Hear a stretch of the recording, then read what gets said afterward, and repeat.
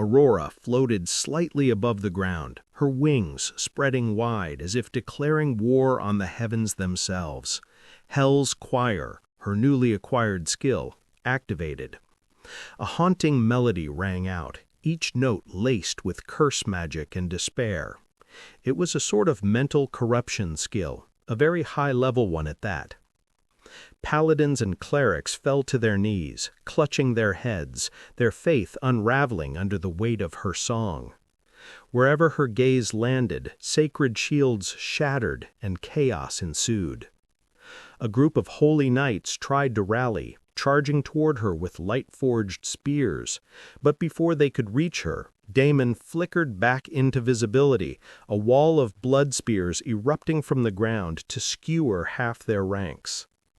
The remaining few barely had time to scream before a wave of corrupted divine energy slammed into them, sending their broken bodies tumbling like rag dolls. "Did you see that, blood god?" Aurora giggled, spinning midair as a barrage of black feathers rained down. Each feather struck like a high-tier spell, impaling mages and blowing holes through enemy lines. "What do you think of my new skills?" Damon didn't reply. He was too busy grinning like a lunatic, slashing, blinking, dodging, feeding his bloodline, and growing more monstrous with every kill. The bodies were endless, and there was so much he could take. He sucked in all the blood essence he could without holding back in the slightest. It was a grand feast. Blood Rain was also thoroughly enjoying herself. Her voice echoed in his mind, filled with gleeful laughter, happy to be in the midst of chaos and carnage. Not to be outdone by these two, Erin was unleashing her own brand of hell on the massive army. The vampires in this army were barely a fraction of the whole attack force, and yet they were holding their own thanks to Damon and the three women. On the side, there was another key player, but right at this moment, he was sweating bullets. Necrogod stared at the two ridiculously beautiful women surrounding Damon. He couldn't see the face of the third one clearly, but he had no doubt that she was a beauty as well. All three were not just beautiful, but they were terrifying and powerful, especially when his gaze landed on Aurora, his cheeks reddened. Her armor and her attire were extremely provocative, and he couldn't help but steal many glances at her. Her wings on her back were also... Necrogod gulped. Her wings were just like those that appeared in his favorite anime. He was completely spellbound, though he did take note of the way Aurora acted towards Damon. Why did a woman like that have to like this asshole? It was a fucking crime! With a heavy heart, he unleashed his frustration on all the players he could get his hands on. He was Necrogod, and he was not going to lag behind the damned Blood God. He might not be all that powerful now, but as soon as he completed his quest, his power would explode, and then everyone would know who he was and what he was capable of. Stealing one more glance at Aurora, he resolutely got back to work again, slaughtering left and right. The five seemed to be locked in an unspoken competition to see who could rack up the highest kill count, and so far Damon was leading by a landslide, despite not even being in C rank yet. His stats were skyrocketing and his skills were leveling up at an insane pace. During the whole time, Damon was also continuously on the lookout for anyone as powerful as the red-robed guy or the black-robed guy. He had a feeling that experts like that were rare even within the super guilds, and his assumption was spot on. Even though he had to face many C-rank NPCs and talented players, they did not come close to the skill exhibited by those two guys. Still, Damon didn't let his guard down. If those two robed bastards were here, then their faction wouldn't send them alone. There had to be more, others in hiding, waiting for the perfect moment to strike. Damon's instincts prickled, honed sharp from both in-game experience and a paranoia that never fully left him. As the battlefield descended further into chaos, Michael finally made his move. Damon observed him exchange glances with a few people. mostly NPCs, but also some players. Immediately, these few people took something out of their storage space and drank it. A potion? Damon did not have to wait long to wonder what exactly the potion did. As soon as the bunch of people drained the potions, their auras immediately shot up. Damon could feel their power shooting up, even their levels were visibly shooting up. And it was not just a small bump. Right in front of his eyes, these few players gained a whopping 50 levels, and they were not done yet. Their auras continued increasing and increasing until they were all well into the C rank. It did not stop there. They went from stepping into the C rank to mid-C rank and only stopped when they finally reached the power level of peak C rank monsters. Instant evolution and forced rank up? Damon frowned. That cannot be good long-term. There was no way the players and NPCs couldn't feel the effects of such a drastic power-up, but they still seemed to be fine doing that. They probably trashed their entire future for a temporary power-up. Only true loyalty can make people do these things. True loyalty that had been grossly misused. I would never ask something like this of Elora or Calethorn. This only shows the true nature of the so-called super guilds. I absolutely despise people like this. So, you got a few more C-rank powerhouses? He raised a brow, glancing at the golden-masked guy who stood indifferently, unmoving from his position. Damon's eyes widened as the next instant another batch of players and NPCs took out more of these potions and drained them, their powers as well, starting to shoot up, and it was not just a small bump. F-rank beings were the baseline of existence, common mortals with no connection to mana or the deeper energies that the world was made of. An average office worker, a laborer, a civilian, even a soldier or a trained martial artist, all of them belonged to the F-rank. At best, a peak F-rank could display extraordinary physical prowess through sheer discipline and training, but they remained bound by human limitations. They could bleed, tire, age, and die like anyone else. They had no access to the hidden layers of the world. But once someone crossed the threshold into E rank, they became awakened. This was the first true step into the supernatural. Their mana pathways unlocked and their bodies began to resonate with the latent world energies around them. Mana, elemental forces, spiritual chi, blood essence, or even divine or abyssal power, or any of the numerous world energies. A D rank was a step higher. Only those beings who were able to condense their preferred world energy into a core can call themselves a D rank, and this condensed energy also gave them a huge boost of power. An awakened individual could sense and manipulate these forces, albeit crudely at first. They could enhance their bodies, release energy attacks, form barriers, or even interact with beasts and spirits.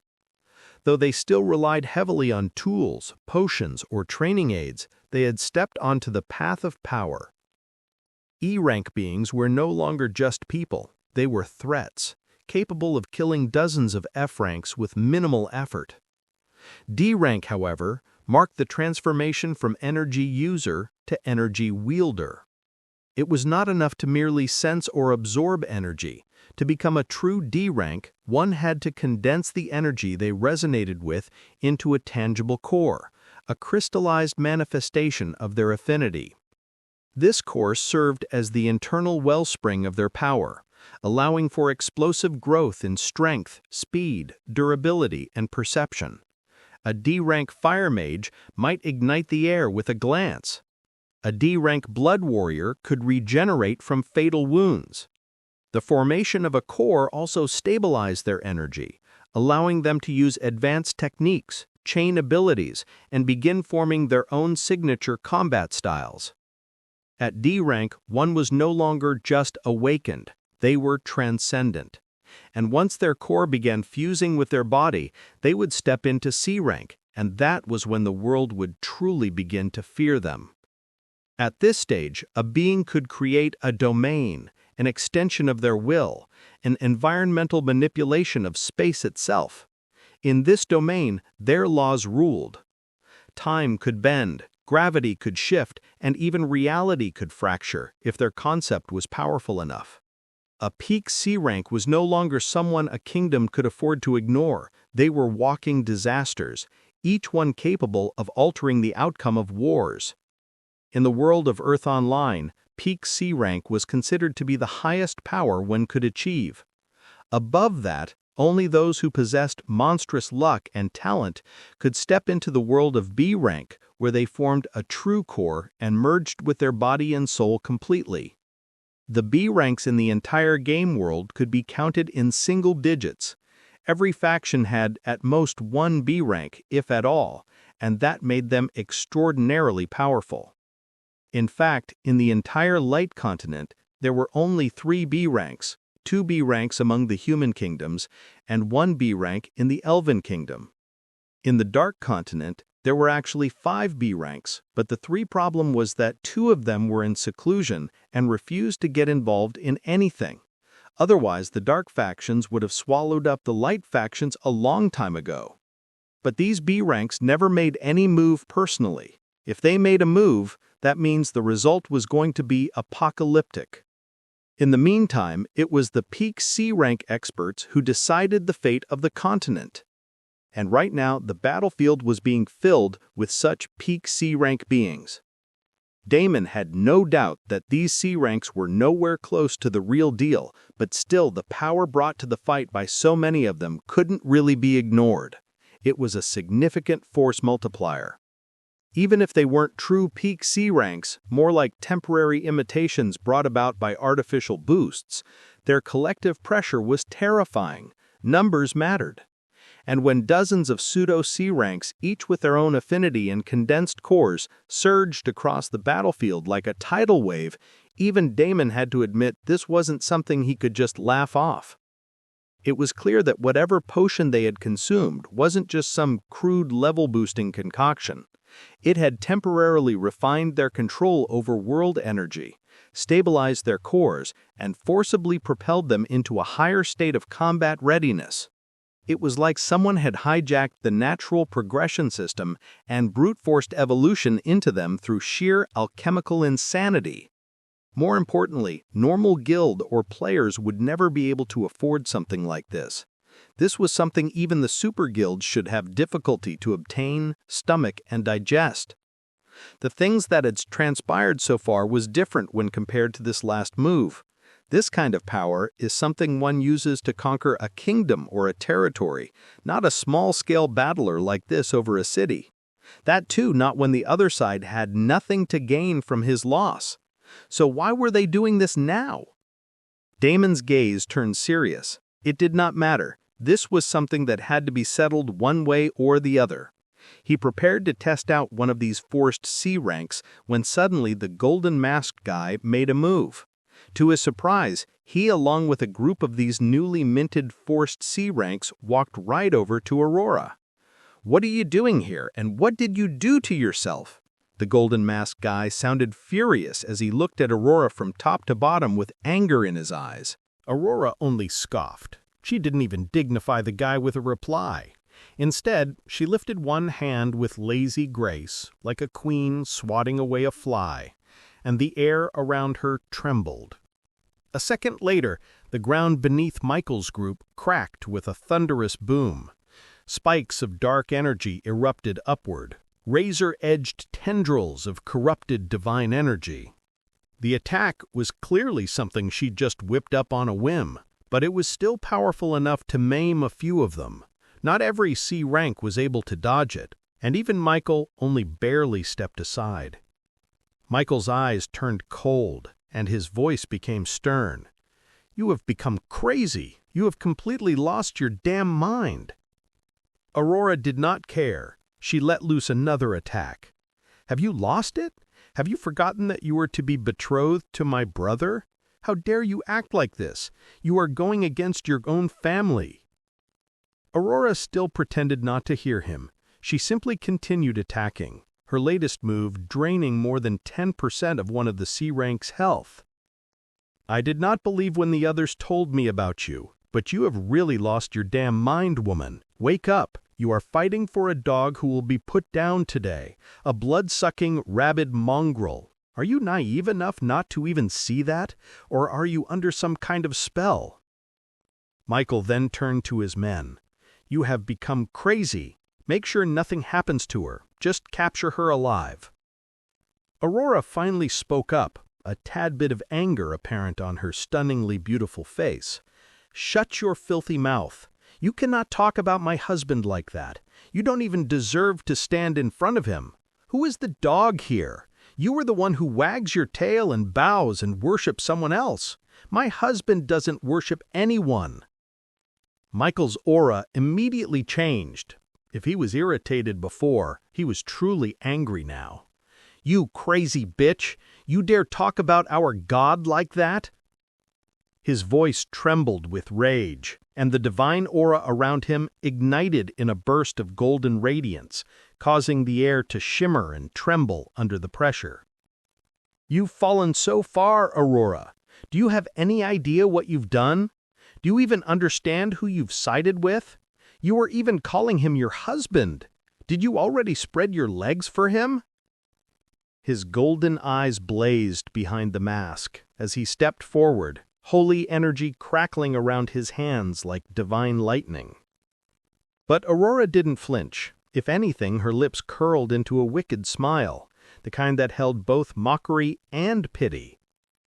I know exactly who I've sided with, and you should thank whatever deluded god you kneel to that he hasn't decided to wipe you from the face of this world yet. Black mist curled around her feet, and the air chilled as her wings lifted again, feathers quivering with latent force. And spreading my legs, She simply blushed and did not say anything. However, this was more than enough to give all sorts of misleading answers. Michael's jaw clenched so hard it cracked audibly. You'll regret this betrayal. Aurora's grin widened.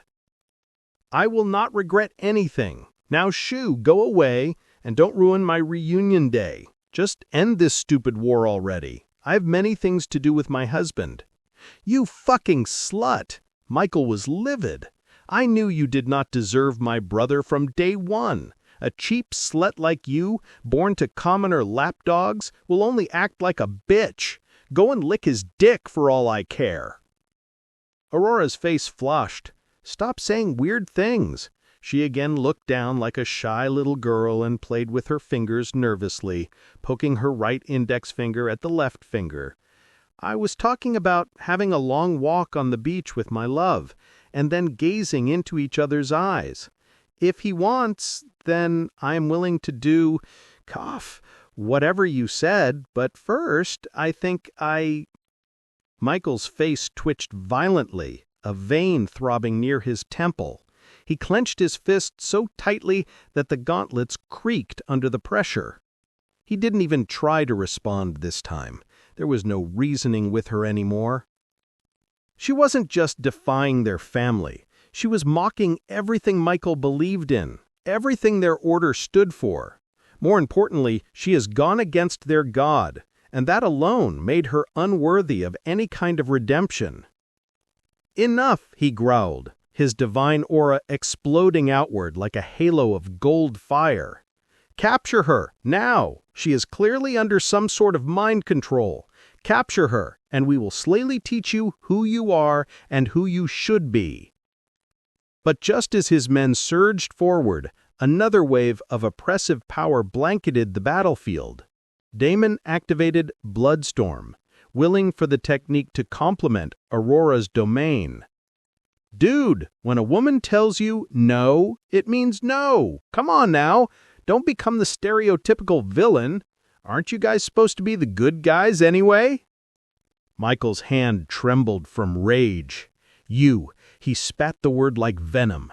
You cursed parasite! You dare speak here? You who led her astray with your foul blood and filthy lies? Your time is over.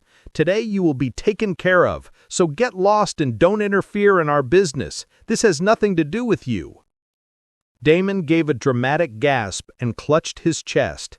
Ouch! Harsh!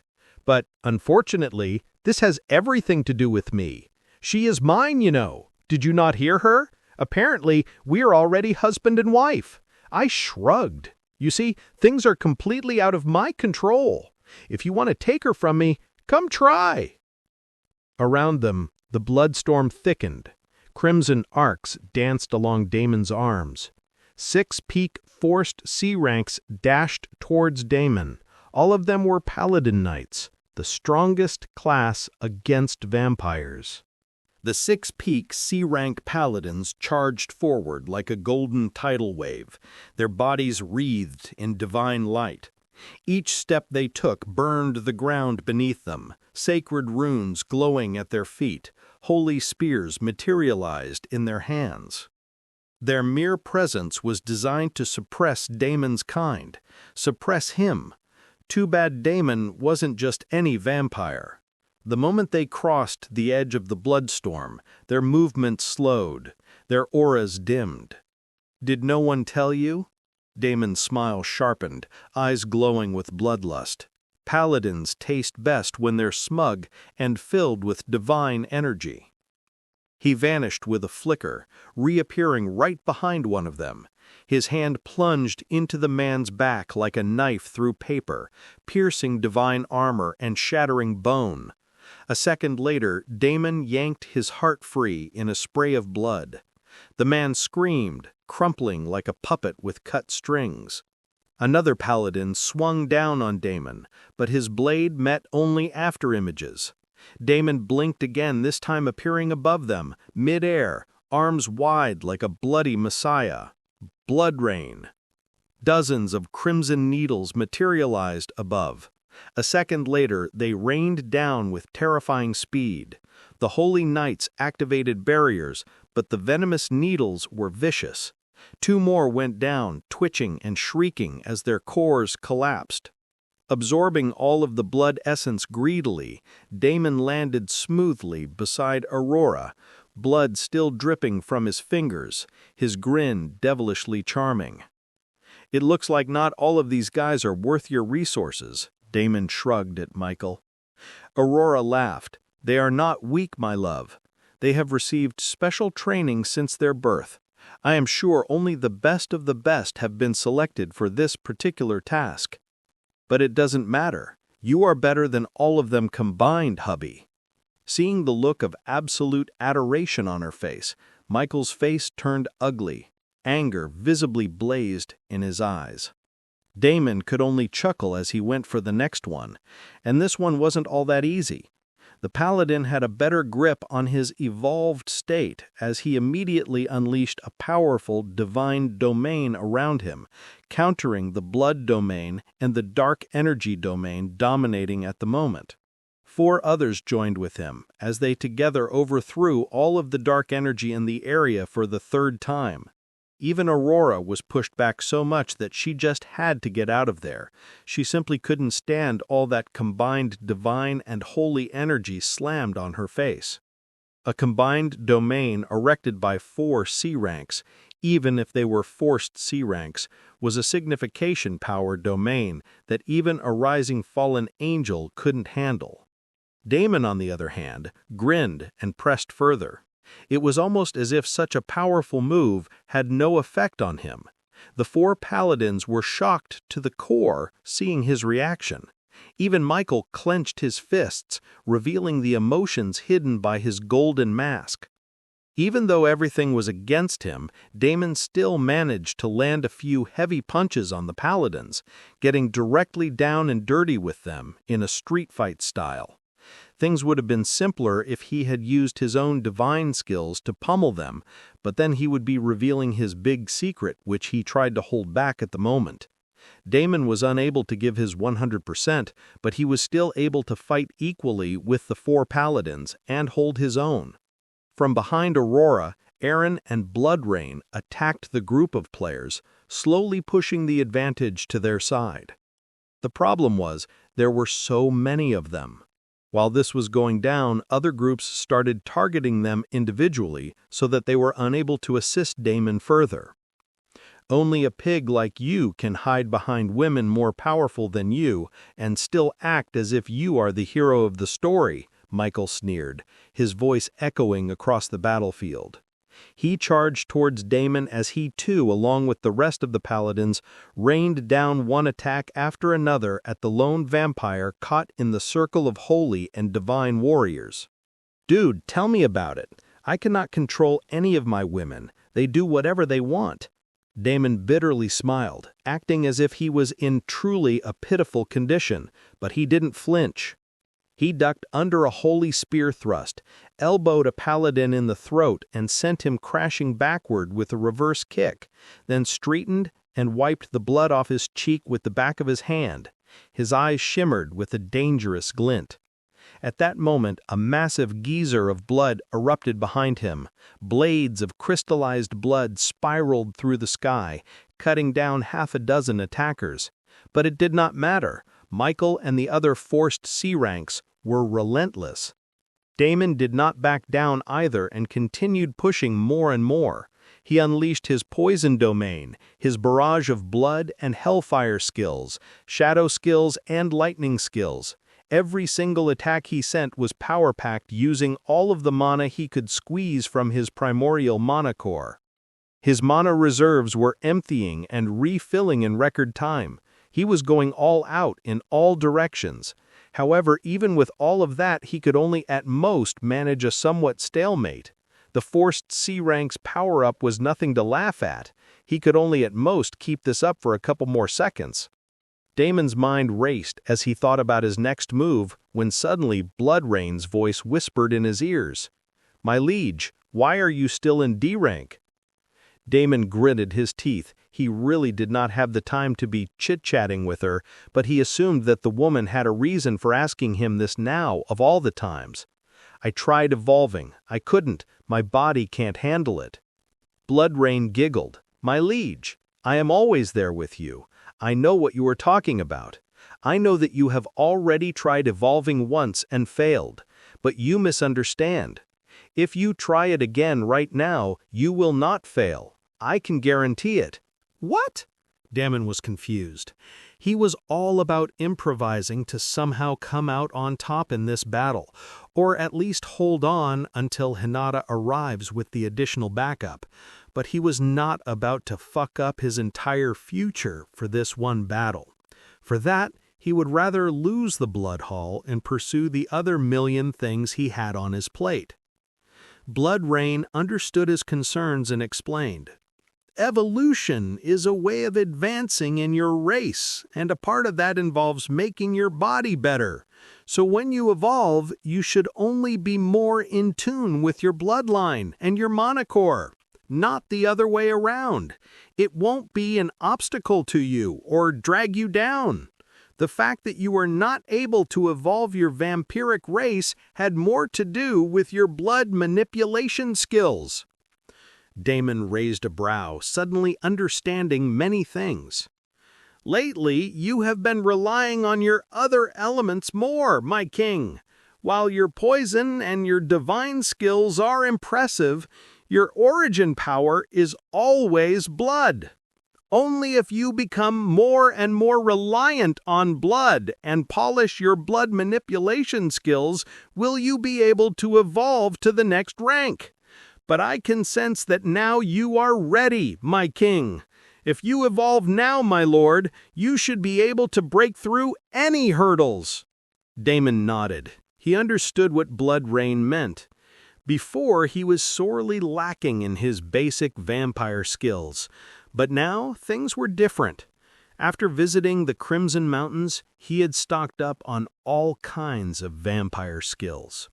He had also not been slacking off in using many of them on repeat to improve his blood manipulation skills. He was doing this for something else. There was a yearly tournament in the Crimson Mountains, which he wanted to participate in. He had been training for this, but it looked like it was going to help him with the next race evolution. "My liege, it will be a little risky, since we are in the middle of the battleground, but trust me, I am more than enough to guard you even if all of these insects come at you at the same time. I can give you 1 whole minute. Unfortunately, in my current condition, I can only do that much. It will be up to you to finish the evolution within that time." "Controlling the speed of my evolution?" Damon frowned. He absolutely had no confidence in achieving something like that, but he wanted to give it a try. Of course, there needed to be a backup. "Blood Rain, can you teleport me somewhere else in case I'm unable to finish the transformation? My evolution shouldn't be interrupted no matter what." Blood Rain shook her head. "If I become stronger, something like that should be child's play, but right now I cannot guarantee it. Please forgive me, my lord. I continue to be useless to you." Damon smiled and shook his head. "It's the opposite. You have helped me a lot already. Don't worry about it. Leave this to me." Even though Blood Rain did not have any such ability, it didn't mean that teleportation was impossible for Damon during his evolution. His mind wheels turned fast as he thought of a simple solution. If Blood Rain couldn't do it, then he simply had to do it for himself. Essentially, during evolution, he would be in a lot of intense pain, especially with his bloodline taking part in the whole shebang. He wouldn't be able to activate any skill, let alone maintain his concentration to control something like the speed of the evolution. But right now, it looked like he needed to do both. As long as he did that, his problem would be solved. Damon grinned. It was an unnecessary risk, but he had a feeling that he could handle it, and he wanted to push himself a little more today. The feeling of his battle with the 2 mysterious robed figures was still fresh in his mind. With men like that roaming about in our world, what he was right now was simply not enough. He needed more. He needed to be more. There was also his crazy Aurora and Aaron, 2 more backups in case he needed them. He sent a message out to the group just in case and dove in head first. "All right, let's do it." Blood Rain smiled reverently as Damon made his decision. Her red eyes shimmered like rubies lit by moonlight. "As you command, my king!" With a flick of her wrist, she carved an intricate blood rune into the air. The next second, a barrier that pulsed with ominous power and enclosed them both in a crimson dome. Outside, the battle still raged, but within this blood-drenched space, time itself seemed to slow down. The ground beneath Damon glowed faintly, the sigils of ancient vampire royalty resurfacing, runes that even the secluded B-rank vampires had never seen in their entire lives. Damon took one last breath. No turning back. He then took out 2 high-grade evolution stones and started with it. Ding! You have initiated the evolution process. The searing pain began instantly as the mystical world energy within the evolution stone began its work. The stones dissolved into streams of light, drilling deep into his veins. The energy spread everywhere, igniting every inch of Damon's body like wildfire. His muscles locked. His bones creaked like they were being melted and reforged at the same time. The world around him blurred. Blood vessels glowed like molten wires and then ruptured, only to re-knit stronger, deeper, darker. Ding! Bloodline evolution in progress. 2%, 5%, 9%. But the mystical evolution energy was nowhere near enough to fuel the transformation of all him. A few more evolution stones appeared on Damon's hand. 10 this time.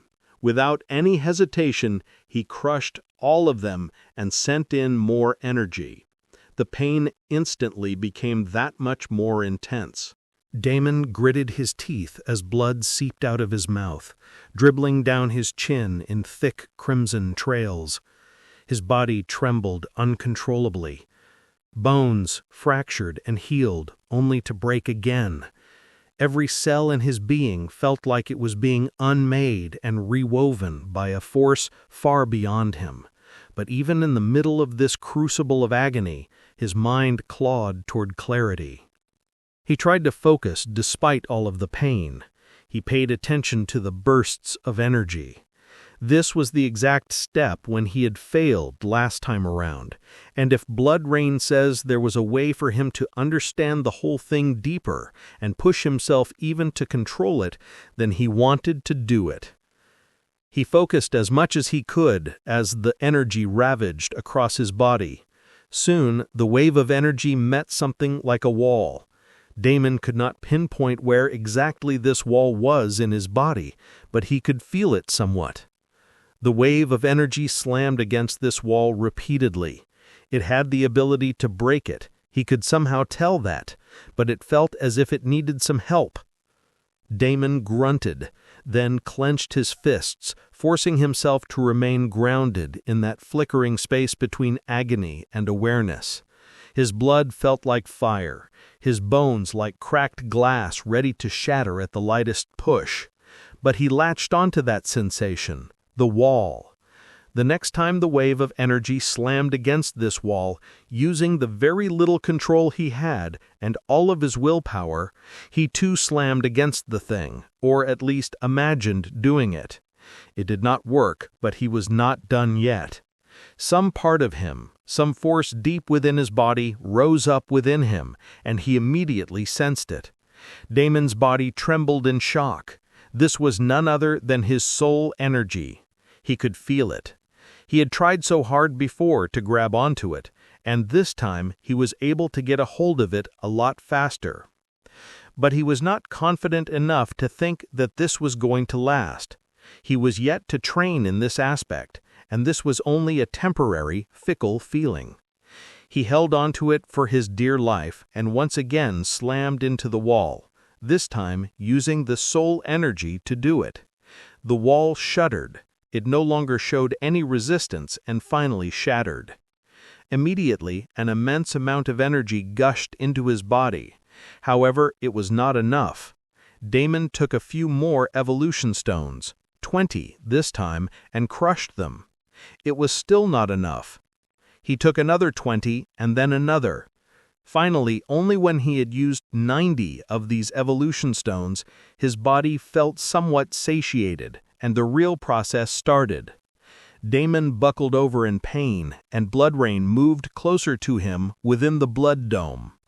She gently kneeled and then hugged his body, enveloping herself around him, cradling him. She knew the kind of torture he was going through, and her heart ached for him. "Your path is one of loneliness and pain, my liege, but I will be there for all of it. I will be there with you for all eternity. In this new birth of mine, you are my Lord, and I will endure every hardship with you. Take me and use me to sail to the other side. Your pain is my pain, my king." He couldn't respond. His jaw was locked, eyes wide, pupils shaking.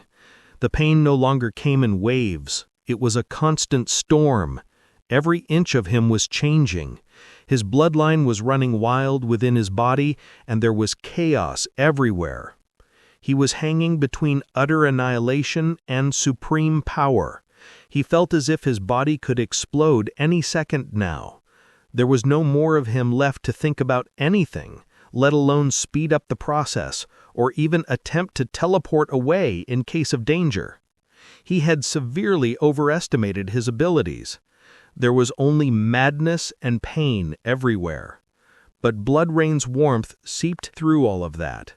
Her presence offered an anchor in the middle of his chaos. Her embrace did not lessen the torment, but it gave him a sense of being. Damon clutched on to this small feeling and his small strand of soul energy and tried to remain afloat somehow and not drown in the big, ugly mess that was his evolution. With everything clashing with each other and all parts of him inadequate and overpowered at the same time, it was simply a lost cause, but Damon held on somehow. Meanwhile, the battlefield outside finally realized that something was off. Many paladins rushed towards the blood sphere that had suddenly popped up in the middle of the battlefield. At first, they thought it was some sort of an attack forming and tried to break it up, but all of their efforts were useless. In fact, their attacks were being absorbed by the blood sphere. This shocked all the players and NPCs, and even more people tried to attack it, afraid that it was going to blow up and kill them all at once. The first 60 seconds passed by in a jiffy. By now, an entire segment of the army was attacking the blood sphere, but it was completely useless. The other side only became confused. Seeing that Aurora and Aaron didn't even pay attention to it, they even considered giving up and focusing on other things. However, Michael did not allow it, and ordered them to continue. Aurora bit her lips in frustration. Soon, the 1-minute mark arrived, and everything changed at the 1-minute mark. The attacks were no longer being absorbed. Many of the attacks started detonating on the blood sphere, splattering blood everywhere. It was thick, venous blood that killed anyone who stepped near it without preparation, but still, the sphere was becoming weaker and weaker. Everyone could sense it. It was right at this moment that Aurora and Aaron finally made their move and appeared in front of the sphere. Both of them immediately got to work, directly jumping from full offense to full defense. Aurora thudded her staff on the ground, and a dome of corrupted divine energy formed around the blood sphere, drinking in all the attacks. Further encasing hers, another hazy miasmic shield appeared, and the miasma seeped everywhere, instantly messing with the minds of the players nearby. Neither said a word, but their synchronization was flawless, as if honed from dozens of battles fought side by side. Michael scoffed at this sight. There he goes, once again hiding behind his women. He did not need more proof than this to know that Damon was within that mess. At first, he thought that the vermin had simply hidden himself in the battleground, preparing for some sort of attack, but now he could see that he was injured, or perhaps worse. He was definitely doing something within that big cluster of barriers. Let me see how you are finishing what you started with me here. A golden trident appeared in his hand as he charged towards the barrier with righteous fury blazing in his eyes. The air around him shimmered with holy energy, golden arcs dancing along the length of his trident like lightning coiled for vengeance. Each of his strides cracked the earth, and the paladins nearby instinctively parted to clear his path. "Out of my way," Michael growled. "Someone like him shouldn't exist in this world." However, before his attack could reach, Aurora appeared in front of him, meeting him with an equally powerful attack. Divine energy and corrupted divine energy clashed, but Aurora's attack was clearly superior. Michael was swiftly pushed back. "Stay out of my way, crazy bitch," he growled, and the next second something lit up on his forehead. A sigil appeared, and along with it, suddenly, Michael's power increased tenfold. He was now easily able to match Aurora's strength. "You cannot win against me. I have already received my blessings. Someone like you wouldn't understand the meaning of that. What? Did you say that I was wagging my tail like a dog to a being I do not know? You are the one who does not know anything. Someone like you wouldn't even be able to understand his power. You don't know the difference between heaven and earth, you pathetic little fool. I am wielding my God's power. Stand in my way now and see what happens to you." Michael's voice reverberated through the battlefield, instantly increasing everyone's morale. The army started fighting even more vigorously, pushing back the few vampires scattered here and there. Numbers started falling rapidly. Kate, Mark, Elora, Kalethorn, and Necrogod all appeared next to the big sphere. Aurora was dealing with Michael, but there were a lot more attackers. The rest of the group gave it its all to push back all the attacks. Mark jumped to the forefront along with Aaron and Aurora as his Titan blood pulsed with power. He was clearly drained and tired from fighting all this time, but this was Damon, so he squeezed out everything he had and fought hard. He alternated between blocking and pummeling his opponents as he sent one after another flying halfway across the battlefield. But the forced sea ranks were like cockroaches. They were not easily slain. The huge amount of healers on their side also did not help. The whole group was struggling to keep itself alive. Elora had taken over healing, but she was nowhere near a competent healer. The weakness was quickly apparent. But even without a healer, every single one in the group was an elite player, and they were more than capable of handling themselves. Necrogod, Kate, and Elora assisted, while Kilthorn, Mark, Aaron, and Aurora stood at the forefront and took the majority of the hits and the brunt of the attacks. Among these, Aurora was the one who was pushed back the most, as Michael was not an ordinary opponent. Aurora skidded back across the dirt, her boots carving lines into the battlefield, as Michael's amplified aura hammered down on her like a divine storm. Her corrupted divine shield flickered for a moment, but did not break. Blood trailed from the corner of her lips, yet her eyes burned with defiance. "I don't care about your god, and I'll be damned before I let anyone lay a finger on my husband." He sneered, golden light surging even more wildly around him, crackling like a barely contained sun. "Then you'll be the first to fall," he said, voice no longer just his own. It rang with something deeper, colder, something divine. The sigil on his forehead pulsed once, and with a roar he launched himself forward again. This time the clash was catastrophic. Aurora was sent flying back, her body tossed away like a rag doll. Her health dropped to a mere 20%, but she did not care. She instantly rebounded without caring even a bit about the pain ravaging her body. "You cannot go past me." Her black feathers glowed as she spread her wings wide, each one drenched in intense corrupted light. "You cannot go past me," she repeated, her voice cold, resolute, echoing with power. A new sigil flickered to life behind her, a swirling spiral of wings and thorns. Her eyes bled black mist as she unleashed another attack. A twisted crown of dark shards floated above her head as the entire battlefield became a field of thorns the next moment. Jet-black vines surged from the cracked earth, lashing out with vicious barbs that coiled around Michael's paladins, impaling some, restraining others. Screams filled the air as dozens were instantly impaled or thrown into the sky. Michael leapt back, his trident spinning defensively as he cleaved through a wave of thorns trying to ensnare him. His golden aura was beginning to flicker under the oppressive weight of Aurora's domain. "You think just this much can stop me?" he growled, and as he charged forward again, unexpectedly, a sinister smile appeared in those golden eyes behind the golden mask. "Aurora, do you know something? There is a way that you can kill someone permanently in this game." His cold gaze stared down at her, and it was clear what he meant. Aurora's staff slammed down again, triggering a massive eruption of corrupted energy. Michael roared and raised his trident high, the sigil on his forehead blazing brighter than ever. A pillar of golden light descended from the heavens, shielding him as he prepared to launch a divine judgment.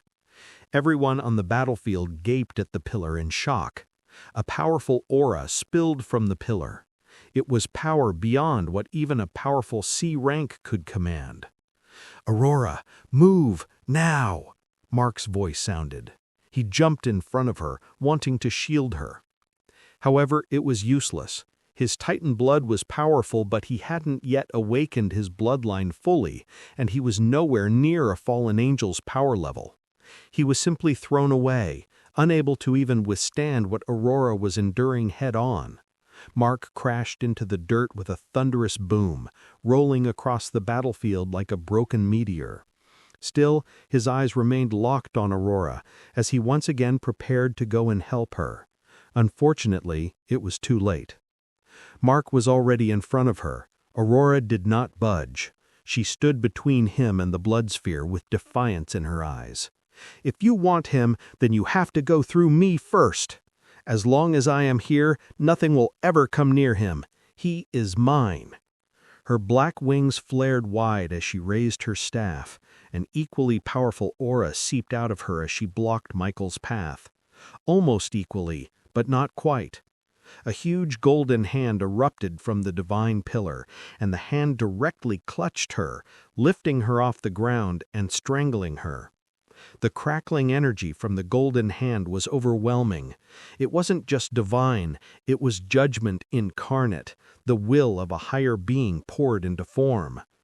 The massive radiant fingers constricted around Aurora, squeezing the life from her with no hesitation, as if punishing a blasphemer who dared challenge the heavens. Her corrupted wings thrashed violently, feathers scattering like burned paper, but her body was locked in place, suspended midair by the divine grip. Her staff fell from her hand, clattering onto the ground as her vision began to blur. Her corrupted sigil faltered. Her breathing grew faint. Her body convulsed, muscles torn apart from the pure, incompatible divinity suffocating her. Michael strode forward beneath the golden pillar's light like a messiah, triumphant and cold.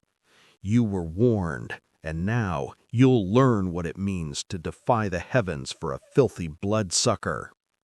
His hand squeezed tighter, and Aurora looked truly miserable at the moment, when suddenly a barrage of blood spheres hit him squarely on his head. More pelted the huge hand, and many blood runes started appearing around the golden pillar. Michael coldly snorted and turned around to see Alora and Kate madly swinging their attacks at him. The barrage of blood spheres and disruptive runes shattered his concentration only momentarily, but it was enough to give Aurora breathing room, which she used to free herself. Kate and Alora didn't stop. They kept hurtling more and more attacks, each one landing with jarring force against Michael's form. "Get away from her!" Kate screamed. Floating blood spheres orbited her like angry stars, each one exploding on impact. Michael was forced to raise his trident to block the onslaught, stepping back in irritation. "More bitches," he spat, with disdain.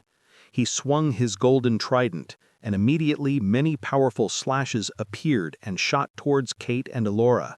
The two women tried their best to evade, but they were struck by a few which sent them flying, blood seeping out of their mouths. Necro God and Kalethorn were pushed back by a few more forced sea ranks, and they were completely locked, unable to step in and help. Only Aurora again mustered whatever was left in her, corrupted energy writhing around her, and sped towards the blood sphere to once again stand in front of it and protect it. Several hands of corrupted energy shot from her, all headed straight for Michael. However, the guy simply did not care. His trident rose again, golden arcs swirling around it like divine serpents, coalescing into a radiant spear of judgment aimed directly at her heart. "You just don't learn," he muttered coldly. "Stay down, bitch, and I will let you live." But Aurora didn't stop. She knew she couldn't win. She wasn't here to win. She was here to stall. At the last second, she twisted her body, absorbing the brunt of the divine spear with her shoulder instead of her heart. The impact tore through flesh and bone, searing divine fire eating into her corrupted mana, but she grit her teeth and shoved herself closer. Her staff, resummoned mid-charge, spun in a desperate arc, crashing against Michael's arm and knocking the trident slightly off course. Blood burst from her mouth. Her wings shriveled, feathers incinerating from proximity alone, but she kept pressing forward, face inches from Michael's, corrupted energy pouring out of her in all directions like a dam bursting. From behind, Kate and Alora desperately tried to attack the guy again and again to break him free from Aurora. Aurora might not have noticed it, but the other sure did. Right now, even parts of her flesh and body were missing. She was badly wounded and had only a sliver of health remaining. Erin's roar loudly echoed across the battlefield. Her huge draconic serpent form thrashed against the dozen forced sea ranks holding her back. Her slit-like eyes seethed in anger, her entire body fuming with thick miasma that made the several sea ranks go all out. They were only barely holding her down, but they were doing it. Michael sneered, a vicious glint appearing in his golden eyes. The next second, the golden pillar of light shone again as 3 gigantic hands appeared this time. One shot towards Aurora, grasping her tightly. The other 2 shot towards Kate and Allura. Divine rule, third verdict, soul shatter. Divine rule, third verdict, soul shatter. Michael's voice boomed on the battleground, and for a moment, everything stopped. The 3 divine hands slammed down with the force of divine wrath made manifest. Aurora, already on the brink, screamed silently as the hand grasped her mid-air and squeezed. Her body convulsed as she was completely trapped and unable to free herself. It looked like even her mana flow was stopped. She was fully arrested, but the hand did not stop with that. It kept squeezing her more and more. She struggled, choking and gasping, the light from her eyes slowly dimming. Her wings burned to ash, her eyes rolled back, and her entire body twitched and writhed. The other 2 hands reached Kate and Allura. Kate's blood spheres screamed in unison, forming a barrier that shattered on impact. She was blasted away, skidding across the dirt, barely alive. The hand then grasped her and lifted her up in the air, squeezing her more and more. Allura, too, was flung like a doll, her robes torn, her face pale as death. The third hand clutched her and began the torture. Michael silently stood watching the torture with clear amusement in his eyes. "Filth and trash! You do not deserve to live in the kingdom of my God." The man barely spared a glance at Kate and Allura and directly walked over to Aurora.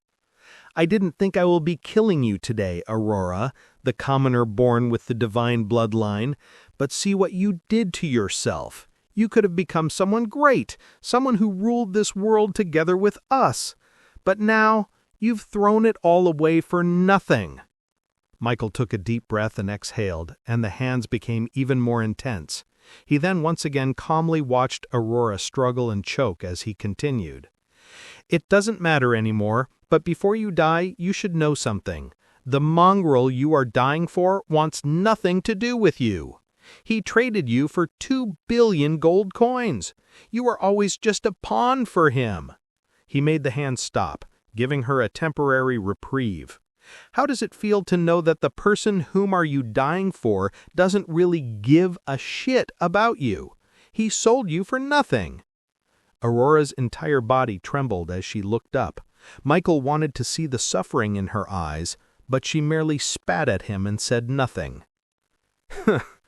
"Just die already, you filthy slut." Michael's sigil once again burned brightly, and this time veins of gold spread across the hand. The aura around the hand became even more intense, and Aurora desperately tried to do everything she could to escape, but nothing worked. She was under iron grip. On the other side, Kate and Allura were also not doing any better. All 3 of them were just barely a second away from breaking apart and shattering completely. Golden veins started crawling all over their body as well, the divine energy wreaking havoc in the depths of their being. Their skin dried up and started peeling. Their flesh caked and became brittle, like scorched parchment clinging desperately to crumbling bone. Even their mana began to dissipate into the air, unable to circulate under the oppressive grip of divine rule. Aurora's vision faded in and out. Her mind screamed in despair. She could feel her soul fraying at the edges, feel her connection to everything she was slipping away. Michael leaned close, extending his hand to touch whatever was left of her face. "This is mercy. You won't even be remembered. Not even a name on a gravestone. Nothing. Now die." He was just about to send the final bolt of divine energy and slam into her, when suddenly a blood barrier appeared in front of him, preventing him from touching her. Before Michael could react, a wave of blood appeared out of nowhere, completely surrounding the golden hand and Aurora. "What?" Michael recoiled, his eyes wide for the first time. But he quickly regained his composure as the sigil on his forehead once again glued brightly. The blood sphere immediately began to sizzle as it started becoming smaller and smaller. The golden hand started regaining its power. Michael sneered. "Resisting is useless. Your death is already written as a divine rule. You have been judged," he shouted and shifted his attention to the huge blood sphere, which was still intact. He gave a cold snort and pulled back the trident, lifting it up, preparing to throw it at the blood sphere. However, before his attack could connect, a loud whooshing sound caught his attention. His eyes widened as he watched the blood sphere becoming prominent once more. The divine hand, once glowing with authority and sanctified brilliance, trembled. A powerful bloodthirsty aura rippled out of the blood sphere. It became bigger and bigger until it completely engulfed the golden hand. "Impossible!" Michael gritted his teeth, unleashing more and more energy from his sigil. However, it was completely useless. In fact, everything only seemed to get worse. The more power he poured out, the more vicious the blood sphere became. It was as if he was feeding it, rather than fighting it. Michael refused to believe that his attack could be subdued this easily. He ordered his men to start attacking the blood sphere, and he pushed his sigil more and more, trying to empower the hand more. None of it was working.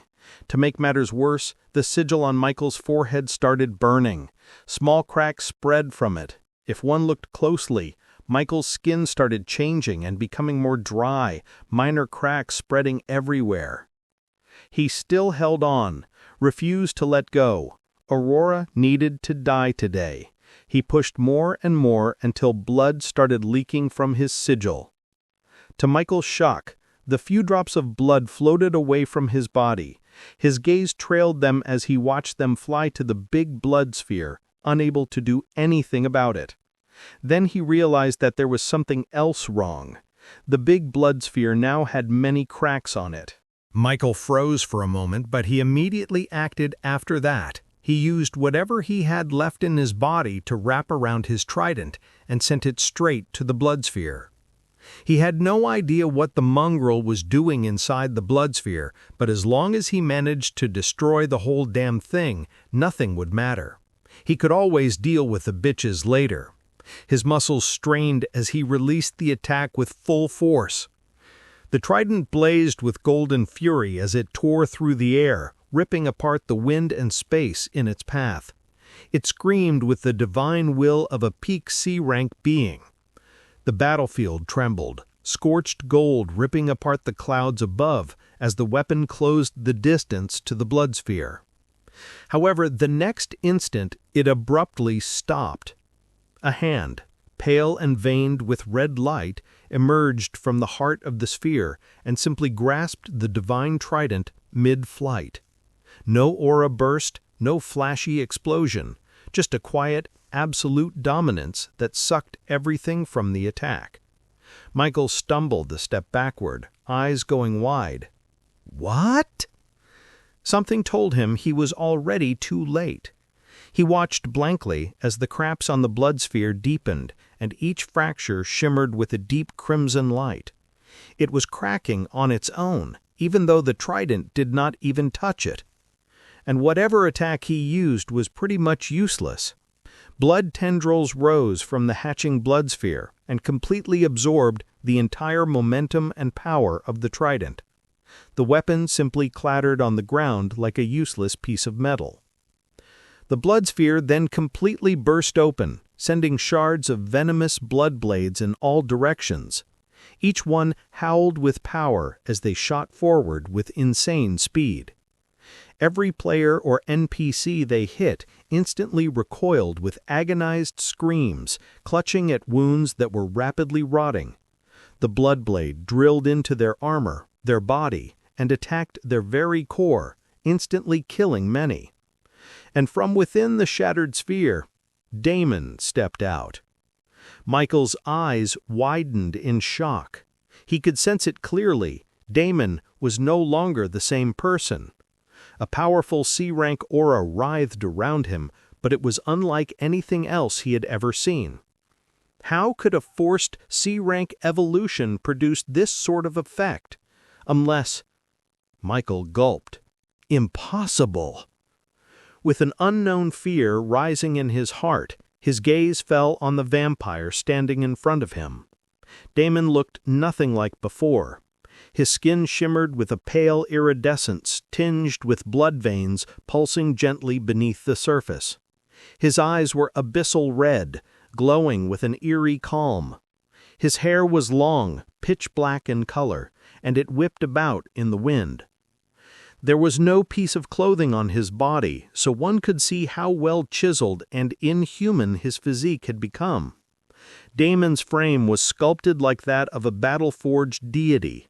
But even more terrifying than his appearance was the feeling he exuded, an overwhelming dominance that made it clear that he was above everyone else here.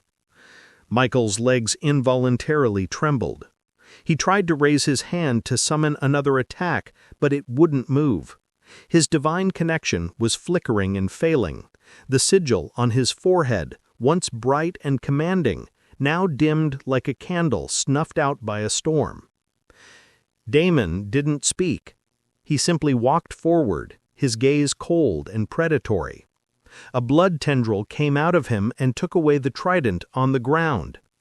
It did not look like Damon had exerted any effort to do something like that. The tendril executed his will on its own. This level of shocking control left everyone baffled. Damon then took another step forward, and all the blood essence on the battlefield rushed towards him in a frenzy. His stat points that had stagnated before once again started increasing without any limit in sight. In the blink of an eye, his power was now equivalent to someone who had reached the peak of the early C rank. "You forcefully evolved?" Michael shouted. "You screwed up. You should not have done that. Now all of your future potential is completely gone. You will never become as strong as me or as powerful as me. You will just be a dog in my God's kingdom." Unfortunately, the man's threats that were very real before and commanding now sounded purely like desperate ramblings of a madman. Without wasting time, Michael took out a potion and drank it. A bright golden shield appeared around him. Even as the shield was still covering him, he started retreating at top speed.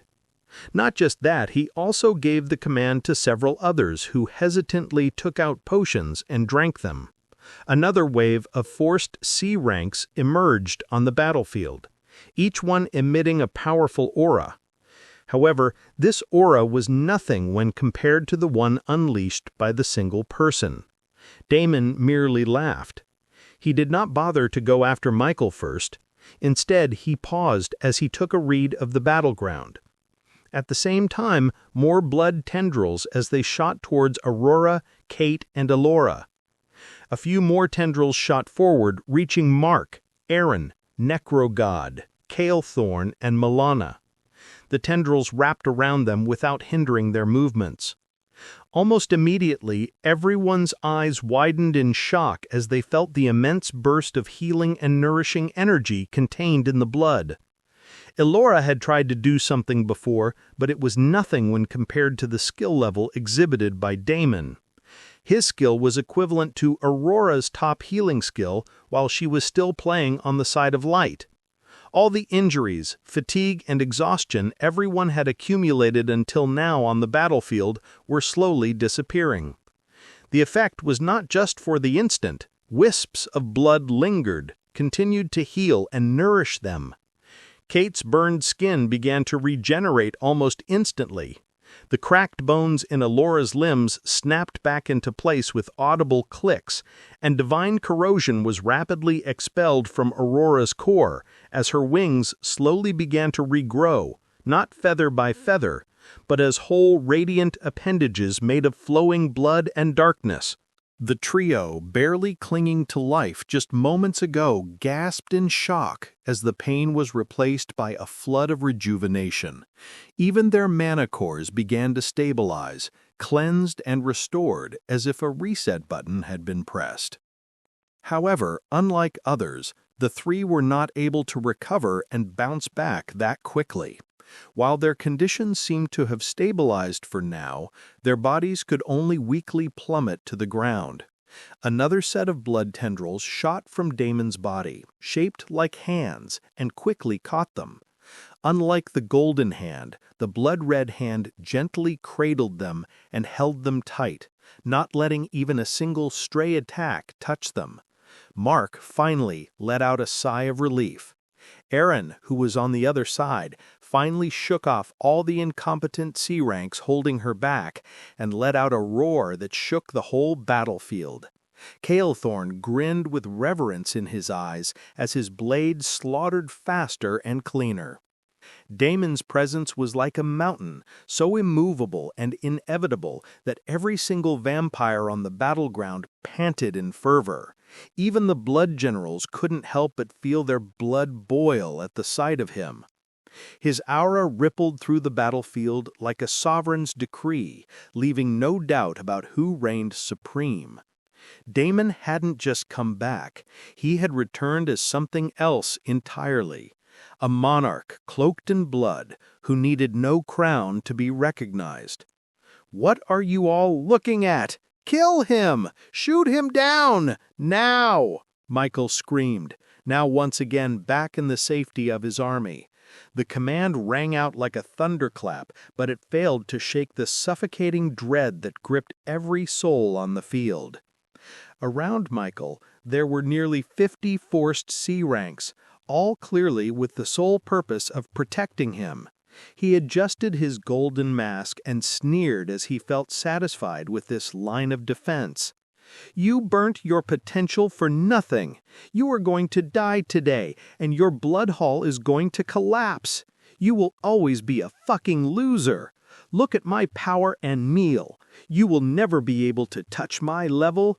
You have no idea what I am capable of. You are just a filth with a commoner's blood. Do you even know the history of my bloodline?" Damon laughed and looked straight at him through all of the mess and chaos. All sorts of attacks started flying at him, but now he did not even bother to move to block any of them. He simply used his blood tendrils to block one attack after another, as if they meant nothing. Michael trembled. He couldn't meet Damon's eyes and looked away. That single gaze shattered whatever illusion he had wrapped around himself. For the first time, Michael felt it. Not fear, but insignificance. His words, his power, his mask, his entourage, they all suddenly felt meaningless. As though the universe itself had tilted, placing Damon at its apex and reducing everything else to mere background noise. He gritted his teeth and hurriedly took out a magic scroll when all of a sudden an ominous feeling gripped his heart. The next moment, Damon appeared beside him, silently. Michael shuddered. It was as if the devil was standing right next to him. "Before today, I did not give two shits about you. I did not care if you lived or died as long as you stayed out of my way. But today, you did something you should not have done. You touched what was mine, and now your entire family is going to pay for it. A secretly powerful, hidden family with unfathomable powers? In 30 days, I will make you and your entire family disappear like you had never even existed in the first place."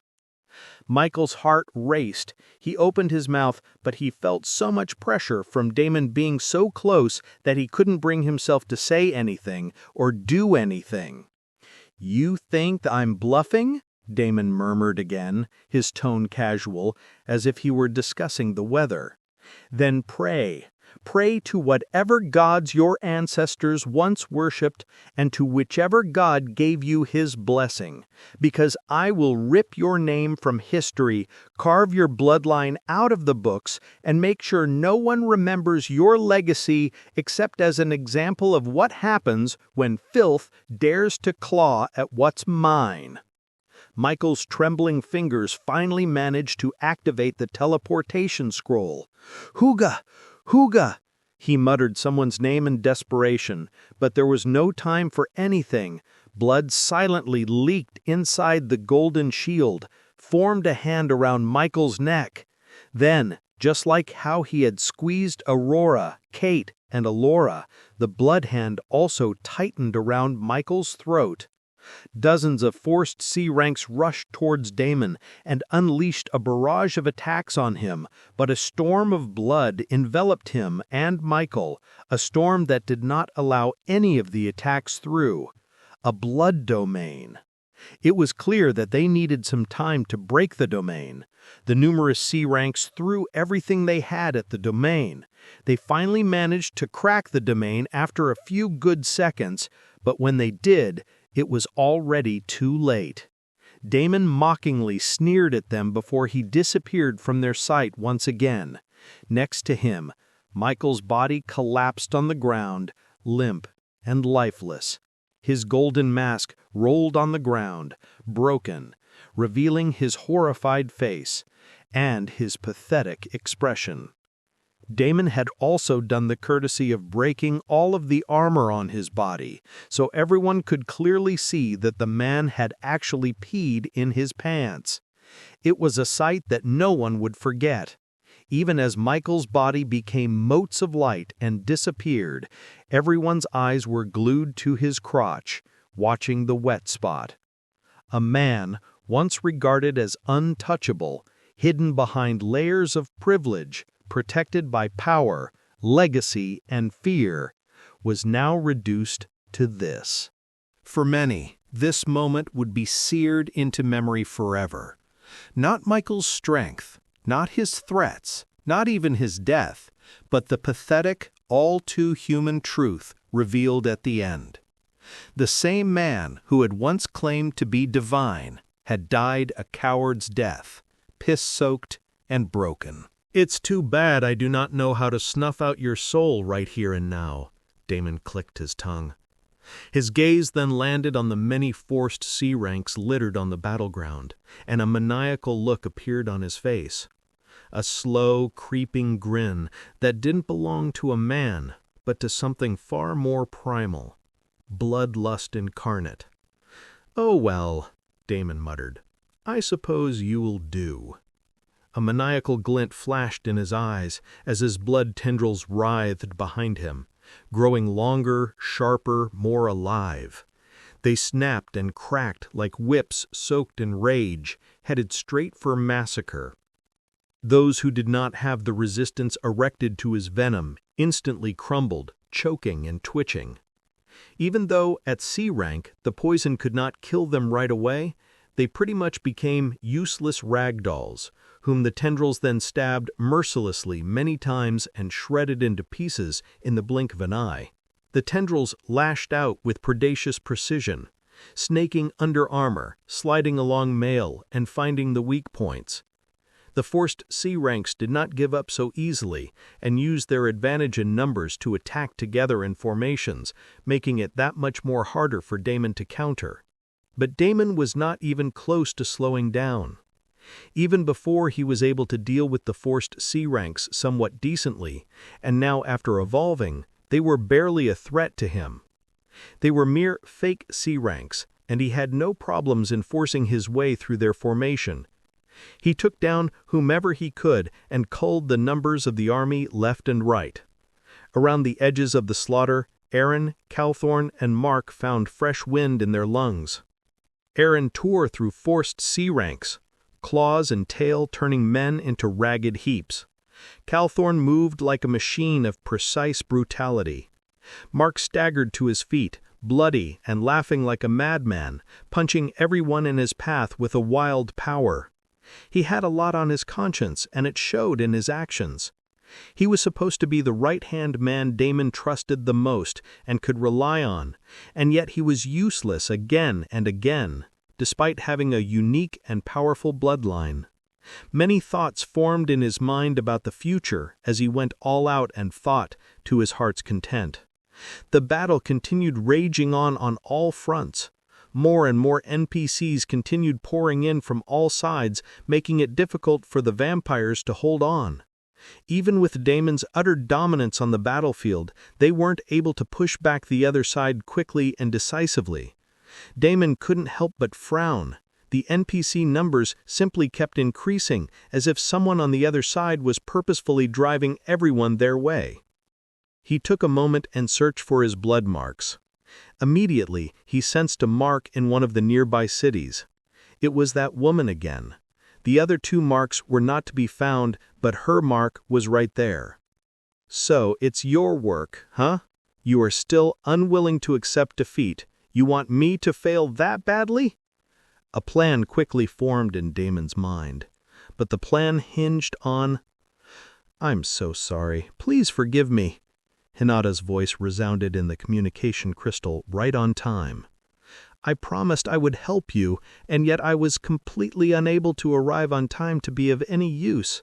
I just heard the update from one of the vampires. You have really suffered a lot this time." Damon chuckled. "It's fine. You're here now, and that's all that matters." Hinata hesitated on the other end. "I'm here, but not in the way that you think. I was only able to get 50 of my personal troops here. As for the others, there were complications." Even without her explaining, Damon could already guess what the complications were. "Don't worry about it. Are those 50 men the best you got? Do you think you can take out a city lord with minimal security with those men?" A city lord assassination? Hinata did not expect that. She drew in a sharp breath from the other side of the communication crystal. "If it's just them and not a full-on fortified compound, yes, my troops may not be many, but they're elite. Assassins, blood mages, blood knights, loyal only to me. There are about a dozen blood generals and many on the verge of breaking through, so yes, we should be able to handle that." The truth was that it was going to be a risky venture, especially considering they were in Light faction. Even though Blood God mentioned only a minimal security assassination, how could something like that be possible? A city lord would always be heavily guarded. Hinata knew that Blood God was possibly fed some wrong information. It was likely that they were walking into a trap, but she did not care. Blood God had risked everything before for her sake, and now it was her turn to do the same and return the favor. In fact, even Damon was a little surprised that she agreed readily. He wanted to explain more, but time was of essence. It was best that she found out for herself. Just as she arrived at the blood hall, she quickly spoke to Varnex, who was shocked out of his wits. The old vampire never expected a main family member from the Crimson Mountains to visit their little shack and was sweating profusely the entire time he spoke with her. But to Hinata's surprise, he too was of the opinion that the cities around Nira were right now not heavily guarded. Hinata could only sigh as she obtained all the information and quickly prepared to set out. It looked like she had to see for herself how things actually were and not fall for any traps. Even if it would be extremely difficult, she wanted to somehow snatch at least one city lord position from the Light faction cities, and then she would consider the favor returned. "What did you say?" Hinata was so sure what they would be walking into, but when the scouts came back with an unexpected report, her face completely changed. Was Blood God telling her the truth all along? She did not think that he would be misleading them and tricking them into a trap, but she was pretty sure the vampire had genuinely wrong information. But now it looked like it was she who was in the wrong. "This is ridiculous," Hinata gasped. "How could a city be so casually guarded? Aren't they basically just asking for it?" One of her lieutenants, a tall blood knight with scarred cheeks and hollow eyes, nodded solemnly. "My lady, the scouts confirm. No enchantments on the gates, no active sentries, just a skeleton crew of guards patrolling lazily. The city lord's mansion itself? Lightly guarded, not even a barrier dome. It's like they're not expecting anything at all." Hinata narrowed her eyes, stepping out from the thicket onto a high ridge that overlooked the outer city walls. The wind tugged at her crimson cloak as her mind raced. Could this really be happening? She then remembered Blood God's words, Half of the number of cities they managed to capture would be theirs. So that person really meant it? Her heart raced in excitement. Here she was expecting to do a favor for him, but instead it was she on the receiving end once again. She hurriedly took out another communication crystal, this time one that was directly connected to the main family's elder. This issue was far too important to simply let it go. A few minutes later, Hinata placed the communication crystal back in her spatial storage with a big smile on her face. Things were now in motion, and her heart was beating with excitement. She might have failed miserably in her last mission, but this time everything was going to be different. She did not waste any more time and ordered her men to attack. Hinata's elite force descended into the city silently. Dozens of blood mages and assassins scattered across the perimeter like wolves closing in on a limping prey. The few patrolling guards never stood a chance. In the blink of an eye, they were already at the city lord's mansion. Hinata stood tall as she watched the gates creak open without resistance. Crimson mist curled from her fingers as she activated her blood sense, sweeping through the area like a sonar. Still nothing. No hidden reinforcements, no collapsing formations, no flaring mana traps. It was exactly as reported, unguarded, unprotected, unprepared. It was a gift, no, an invitation. She couldn't help but laugh softly.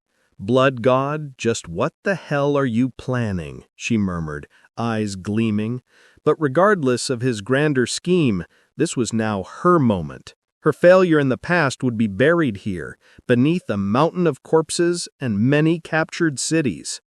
All of Hinata's men were trained vampires who had taken part in many battles in their long lifetime. They knew exactly what to do and achieved it most efficiently. The mansion doors were kicked open with a loud crash, blood knights pouring in with blades drawn and spells primed. What followed was not a battle, it was a butchery. The few guards present died too quickly to scream. The city lord, a portly man, stumbled from his chambers in disbelief, only to be struck down with a precision strike to the throat. The seal on his command ring was torn off and tossed to Hinata like a trophy. She caught it midair. The entire operation had taken less than 15 minutes. A whole city taken in silence just like that. As her men fanned out to secure vital points, the treasury, teleportation nexus, and communication arrays, Hinata took a deep breath. The scent of conquest was sweet. She turned back toward the courtyard, where her blood generals were assembling the civilians and lower officers. Other members of the family would have dealt with the situation differently, but Hinata did not like unnecessary bloodshed. She personally considered it an act of weakness and cowardice when the strong targeted the weak and innocent. She also had no intention of taking any prisoners, not when the main family's underground chambers were already overflowing with them. Everyone was given exactly 5 minutes to flee the city. Naturally, anyone who moved too slowly or tried to carry more than what they could hold in their arms was cut down and drained dry. The city quickly descended into chaos. Hinata stood atop the mansion balcony watching it all unfold with impassioned eyes. Civilians scrambled through the streets clutching what few possessions they could manage, eyes wide with fear and disbelief. Her blood generals enforced her decree with ruthless precision, neither cruel nor kind, just efficient. Of course, there were a few who resisted. Small pockets of rebellion sparked here and there, some brave or foolish enough to take up arms. But once the vampires made an example of those defiant souls by tearing through them like wolves through sheep, no one else dared to follow. The rest fled, and within moments, the city was emptied of its former inhabitants. This was no longer a city of the Light faction. It belonged to the vampires now. As the last of the stragglers either vanished into the distance or collapsed where they stood, Hinata closed her eyes. She did not think that things would be so easy, but it looked like this was her lucky day. And that too, this wasn't even a random poor city. The treasury spoke otherwise. They had gained a lot in this raid, and this was just the beginning. What would happen if they really managed to capture multiple cities all in a single breath? Just the thought made me giddy. The Crimson Mountains had been searching for a way to infiltrate the Light Faction continent for years, and they finally have a way in. This was a big deal. She took out the pulsing communication crystal again as her eyes gleamed. The others are here. What happened next sent shockwaves through the entire player base. The eyes of the world were fixed on the unfolding chaos in Niera City, where Blood God was single-handedly turning the tide of a faction war. But new reports started trickling into the forums, chat channels, and world feeds. At first, they were dismissed as rumors or trolling attempts. But within minutes, the truth could no longer be denied.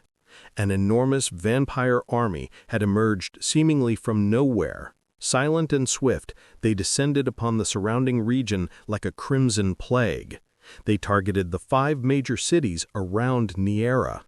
One by one, these cities fell. Players and NPCs alike were caught completely off guard. There were no announcements, no war horns, no siege warnings. Only blood. A tidal wave of it. In less than half an hour, 5 Light Faction strongholds were overrun. Entire guilds were wiped out. Main storyline NPCs were executed mid-dialogue. Merchants, quest givers, and even vault keepers were gone. What horrified players the most was how precise the invasions had been. The vampires didn't raze the cities, they simply occupied them. Teleportation circles were repurposed, quest boards were changed, new flags replaced old ones, treasuries were emptied. It was as if these cities had never belonged to the Light Faction at all. And then came the system notifications, dozens of them, flooding players' screens. Ding! World update. A hidden vampire army has claimed multiple key territories in the Light Faction. Ding! Faction alignment shift. Cities under vampire dominion are now considered dark territory. Ding! New race evolution available. Embrace the night. Accept the vampire's gift and become one of them. Limited time event. Ding! New world quest. Defend what's left. The kingdom of Senatus is on the brink, with many cities captured by the Dark Faction. Call for battle to reclaim what is rightfully the Light Faction territory. Mamma mia! Several new quests popped out, each one more juicy than the last. Mayhem exploded across the internet forums and in-game chat. Thousands of players flocked to the newly captured cities, curious, greedy, and desperate. Some hoped to take advantage of new quests and faction rewards, while others were there to see if they could get some easy Dark Faction kills. Unfortunately, anyone who stepped in with the wrong attitude was cut down mercilessly by patrolling blood generals and elite NPCs loyal to Hinata and the Crimson Mountains. And the most controversial of all was the new Embrace the Night event questline. Players had the option to permanently change their race to vampire. The rewards were obscene. Even longtime Light Faction loyalists began questioning their allegiance. Videos went viral showing top-ranked players turning into vampires, gaining blood-red eyes and unique transformation animations. The forums exploded with debates. Was the vampire race completely overpowered now? Seeing Blood God rule the battlefield, many were inclined to believe this. Awe-inspiring battle videos were spreading everywhere, and this, coupled with the sudden influx of quests and rewards, made many players switch sides. All of a sudden, vampires were everywhere in the game. Meanwhile, the Blood God's name surged to the top of every trending board, not just for what he was doing in Niera, but what his war had awakened. Speculation went wild. Was Blood God behind the vampire army's sudden coordination? Did he broker a deal with the Crimson Mountains? Was this all part of some hidden main storyline arc that no one had discovered before? This entire Blood Hall battle had suddenly become something else entirely. The whole event was supposed to be a springboard for the 4 super guilds to reveal themselves and announce their dominating presence across the world. But now everything had changed. It was Blood God who had announced his dominion over this game. No one was even talking about Northern Frontiers or Southern Vanguard or the European Coalition. There were indeed some talking about the three guilds, but not in a good way. The three super guilds had essentially become big jokes worldwide. What was meant to be a light faction victory, bolstered by three of the strongest guilds in the game, had turned into a dark coronation. Everyone discussed in detail the elaborate trap the three guilds had set up for Blood God, but in the end, it was Blood God who had won. And he hadn't just won, he had raped the whole damn thing by flipping the table on them. Not only did he casually defeat the many armies that joined together to annihilate the Blood Hall, but he also managed to capture the nearby cities, bringing in a massive vampire army from somewhere. Every new city that fell triggered another wave of vampire converts. Vampire-only shops started popping up in conquered cities, selling gear unavailable to any other race. Passive racial buffs leaked onto the forums like night vision, stealth movement bonuses, and blood affinity enhancements. Players who had once mocked the Dark Faction's edgy vampire cosplay were now desperately trying to join. It looked like the Blood Hall battle had also finally ended. Part of the massive army flooded the battlefield, after which the Light Faction army and the three guild armies were completely wiped out. They didn't even stand a fighting chance. Not even one player managed to flee with his life from the battlefield. It was a full-blown massacre. Everything happened in the blink of an eye, and now there were vampires everywhere in and around Niera. What was once a small, fickle vampire base and a random basic blood hall had now become a full-blown vampire territory. Even the system map changed to officially depict the area as a red territory. The war was finally over, and Blood God and the vampires had won. It was hands down a badass, blood-boiling victory which made everyone look at Blood God in a whole new light. The man was without a doubt the top fucking player in the entire world. He had actually achieved the impossible, and then some. While the entire world was in an uproar, Damon calmly returned to the Blood Hall, which was bursting with activity. Now that Hinata had somehow brought over a ridiculous amount of backup, the war resolved itself. Damon only waited for some time to absorb as much blood essence as he could. After that, the army became scattered and started chasing the runaways and the few players and NPCs here and there. Damon did not wait around for that and returned to the Blood Hall. The whole place was now extremely crowded. It was not just the Blood Hall. The entire nearest city was brimming with vampires, and a lot of things were happening here and there. The vampires had descended in masses, and these were not the inexperienced players. They were experienced vampires from the Crimson Mountains, and they started taking care of business.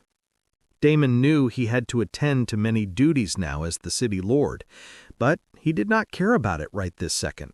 Everything could wait. He gave a few instructions to Varnix and Malia, the third follower he hadn't seen in a while.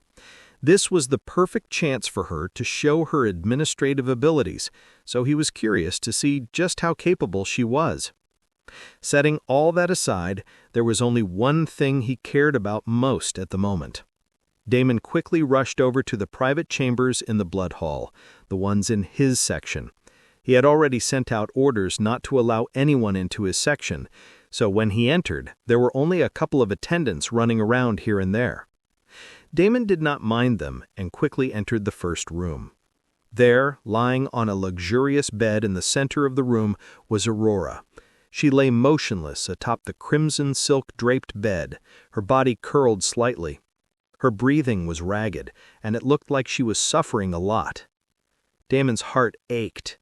When he had enclosed himself in the cocoon, he had assumed that everyone would be targeting him. After all, he had made a big spectacle of himself. He didn't even think that the bastard would go after Aurora instead of him, but it looked like the two of them already knew each other, which made everything that much more complicated. In the end, Aurora had paid the price for guarding him. He had already heard from Blood Rain how the woman had repeatedly thrown herself into harm's way just to protect him, not even caring about the golden hand that had literally squeezed the life out of her. Damon clenched his fists in frustration. He had once again made his loved ones suffer. He walked over and sat down next to Aurora, took her hand, and patted her on the head. Aurora was completely out of it. She didn't even notice his presence. Damon immediately pulled up his system interface to call Arya. He hadn't contacted the little alchemist for a while now, giving her time and space, but now he did not care about that. "Do you have any progress on the soul healing potion?" Arya stammered and hesitated on the other side, not giving any proper response. Damon quickly shut it down. "I don't care if it's incomplete or if it's just 1% effective. Get here fast and bring everything you have." Arya could understand the urgency in his voice and quickly arrived within minutes. When she walked into the room, she finally understood what had happened. "I am sorry, Blood God. I did not even know that there was a battle going on. That's fine. Don't worry about it.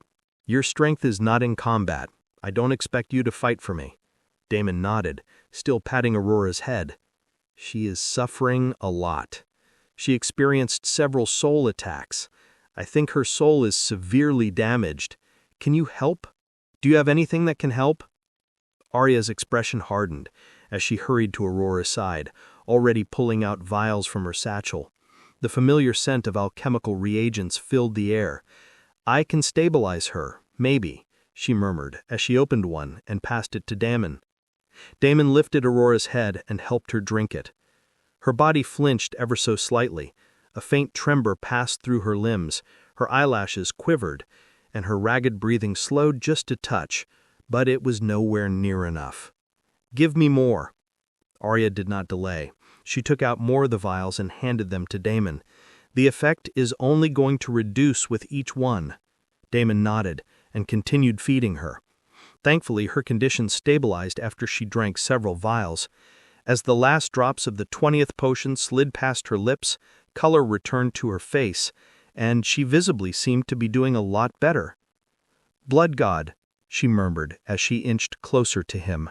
Her fingers weakly reached out, brushing against his arm as though to confirm he was really there. Damon immediately leaned in, catching her trembling hand and clasping it between his palms. "I'm here," he said softly. "You don't need to speak, just rest." Aurora smiled and then fell asleep. Her expression softened into something peaceful, and she no longer seemed to be in pain. Even though she still felt weak, her condition overall improved. Damon let out a sigh of relief. The innate regeneration ability of a fallen angel is indeed terrifying. Thanks to Arya's potions, the worst of it was already over. "Thank you." He let Aurora gently rest on the bed and stood up. Arya nodded. "It's no big deal. You got me all the ingredients. I simply did a little work, that's all." Damon nodded and did not say anything more. He was not in a particularly talkative mood at the moment. There were still 2 more people hurt because of him. He walked out of the room and went to the next room where Aurora was resting. Thankfully, her condition was not as bad as Aurora's to begin with. Damon let out a small sigh of relief as she helped Aurora drink a few potions, and the vampire somewhat recovered. At least, she was not in pain anymore. In fact, she was even able to sit up and talk to him. "My lord, thank you for treating me." She started to get out of bed to bow to him when Damon held her hand and forced her back onto the bed. "There is no need for all of this. Just rest. Thank you for watching my back when I needed it." Damon leaned forward and placed a kiss on her forehead, making Aurora instantly blush. Normally, she was the provocative one, but today Damon's actions made her completely speechless. "Take some rest now," Damon stressed again, as he walked out of the room, giving her some space. "This is good," Arya smiled, as the 2 of them closed the door and walked over to the next room. Kate should also be fine. I was worried that all 3 of them were badly hurt, but it looked like Aurora's case was extremely severe because that guy targeted her specifically. I think so too." Damon then opened the door when he completely froze. Lying on the bed, Kate looked deathly pale. More importantly, he could feel it.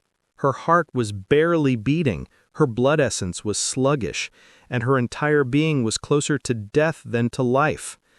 Damon's face dropped as he hurriedly rushed to her side.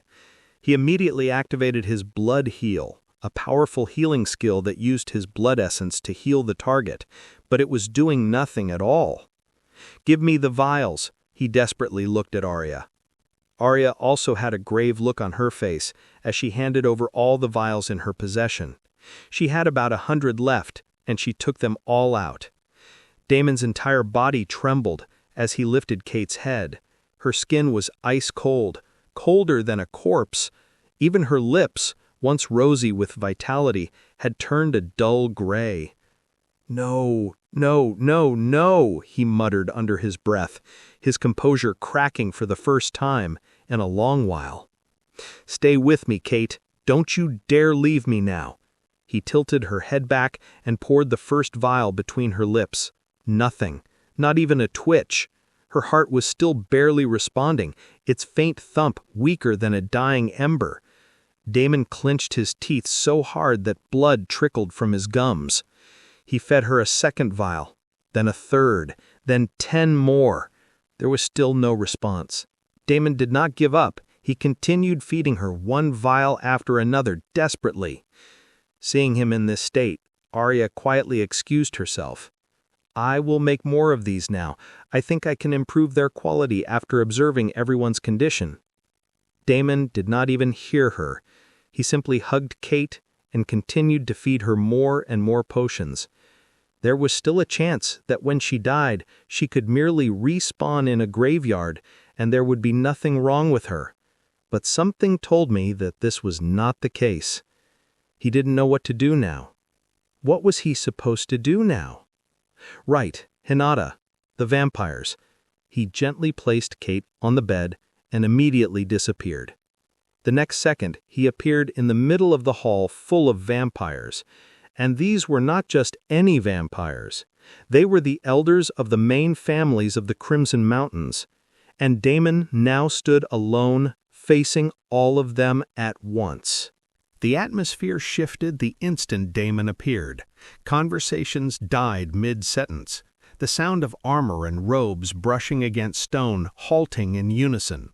The crimson banners above the hall swayed gently as a suffocating silence descended over everyone present.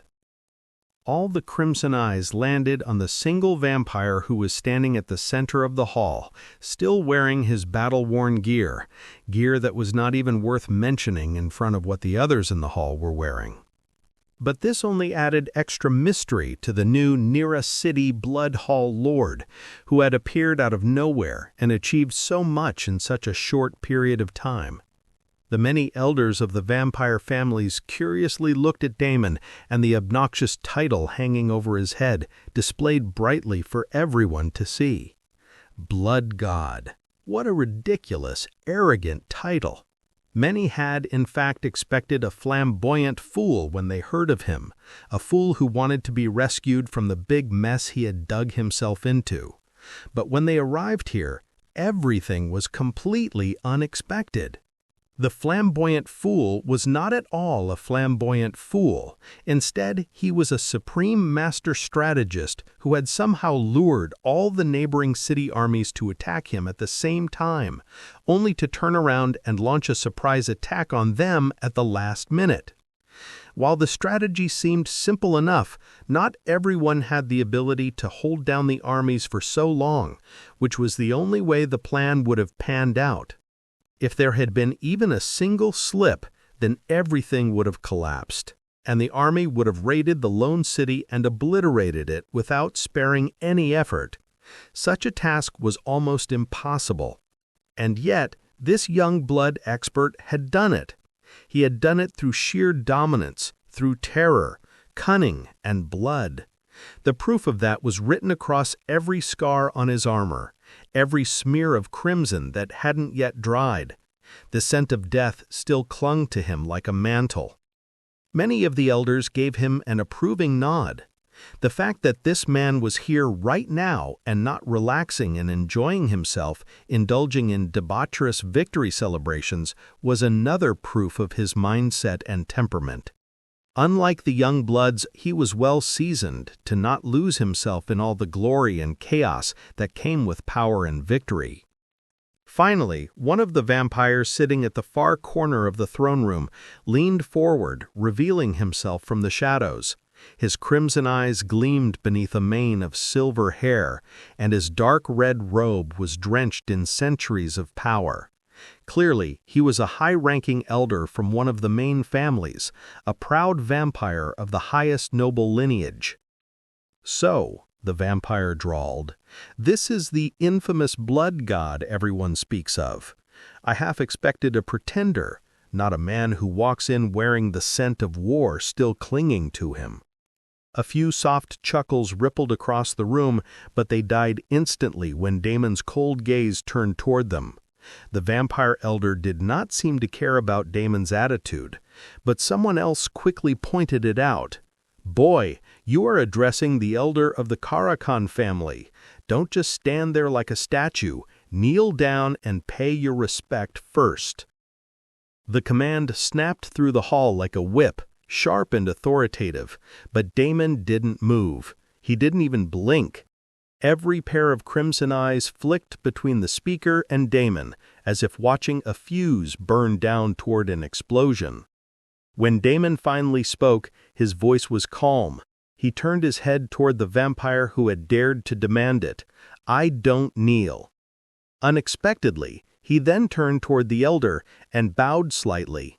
"This junior greets the Karakan family elder. My lord, you have my deepest and sincerest gratitude for appearing here when we needed you the most and saving our blood hall."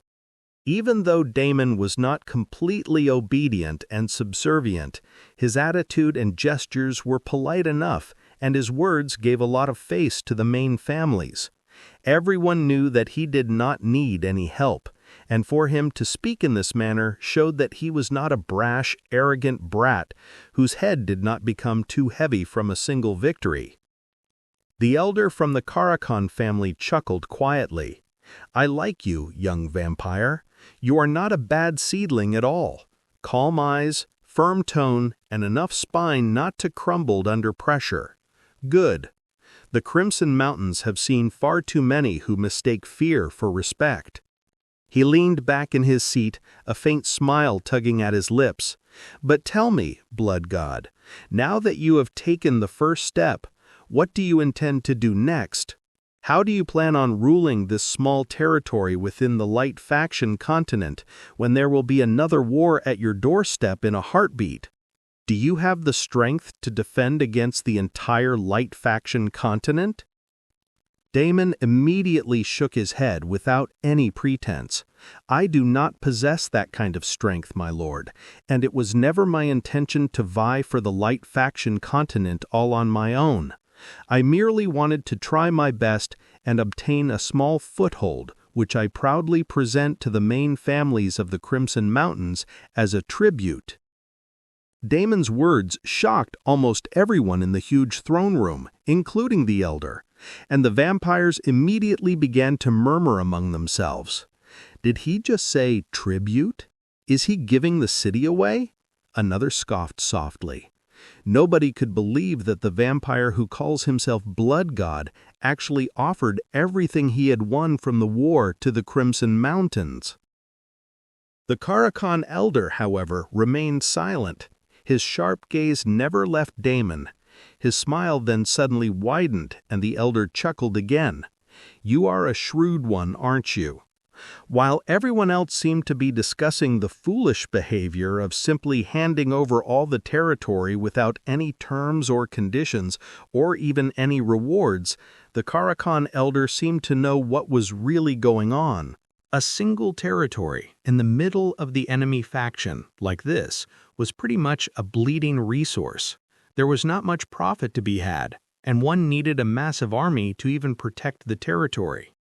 There was simply no way for a C rank like Damon without any backing or clan support to control a territory like this.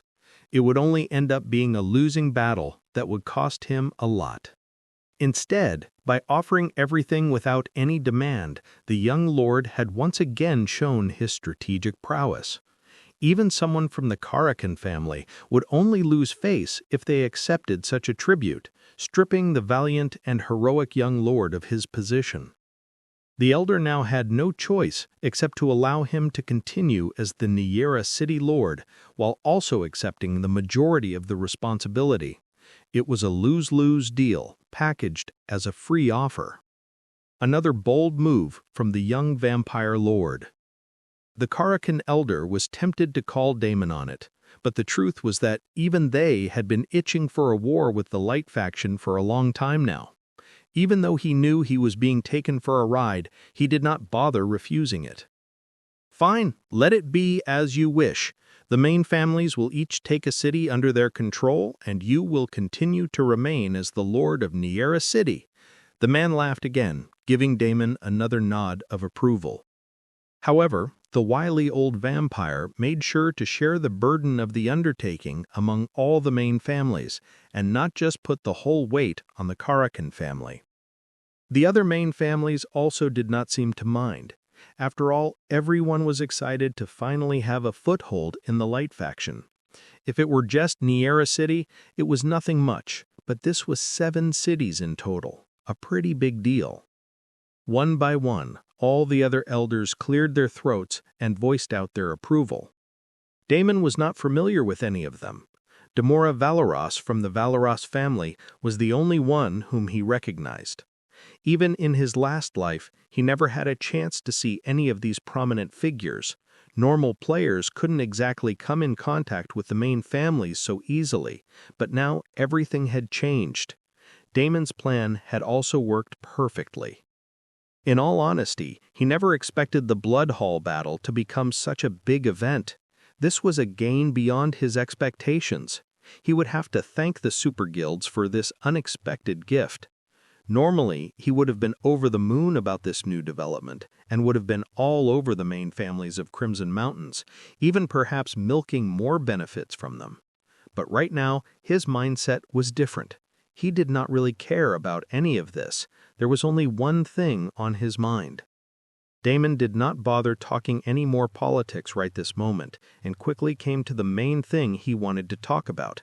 If he had started with this right away, they would have seen through his desperation, so he had to come here in a roundabout fashion. There was perhaps more he could do, but he did not have the stability to think about all of that and plot in detail right this moment. Kate's expressionless face was the only thing on his mind. Daemon's hand curled into fists as he once again spoke up. "There is another matter I wish to address. One of mine was struck down during the battle. Her soul was damaged beyond repair. I suspect that the Light faction has pioneered some unique soul techniques that are very difficult to block." The room that had moments ago been filled with faint murmurs and polite political tension suddenly went still. The elder's amusement faded instantly. Soul damage was clearly not something vampires took lightly. Wounds could heal, limbs could regrow, but a fractured soul was a death sentence beyond death itself. The Karakan elder's faint smile vanished. His crimson eyes narrowed as he leaned forward slightly, resting one clawed finger on the armrest of his throne. "Soul damage, you say?" he asked, his tone suddenly sharp. "Are you certain?" Daemon nodded, his expression grim. "She was struck by light, unlike anything I've ever seen. All the potions and skills I currently have in my possession are useless to heal an injury like that. Before we proceed further with our grand conquest, I suggest we first find a solution to this problem. Otherwise, we might face a roadblock very difficult to recover from." Daemon tried his best to sound neutral. Now he could only hope that he was not seen through.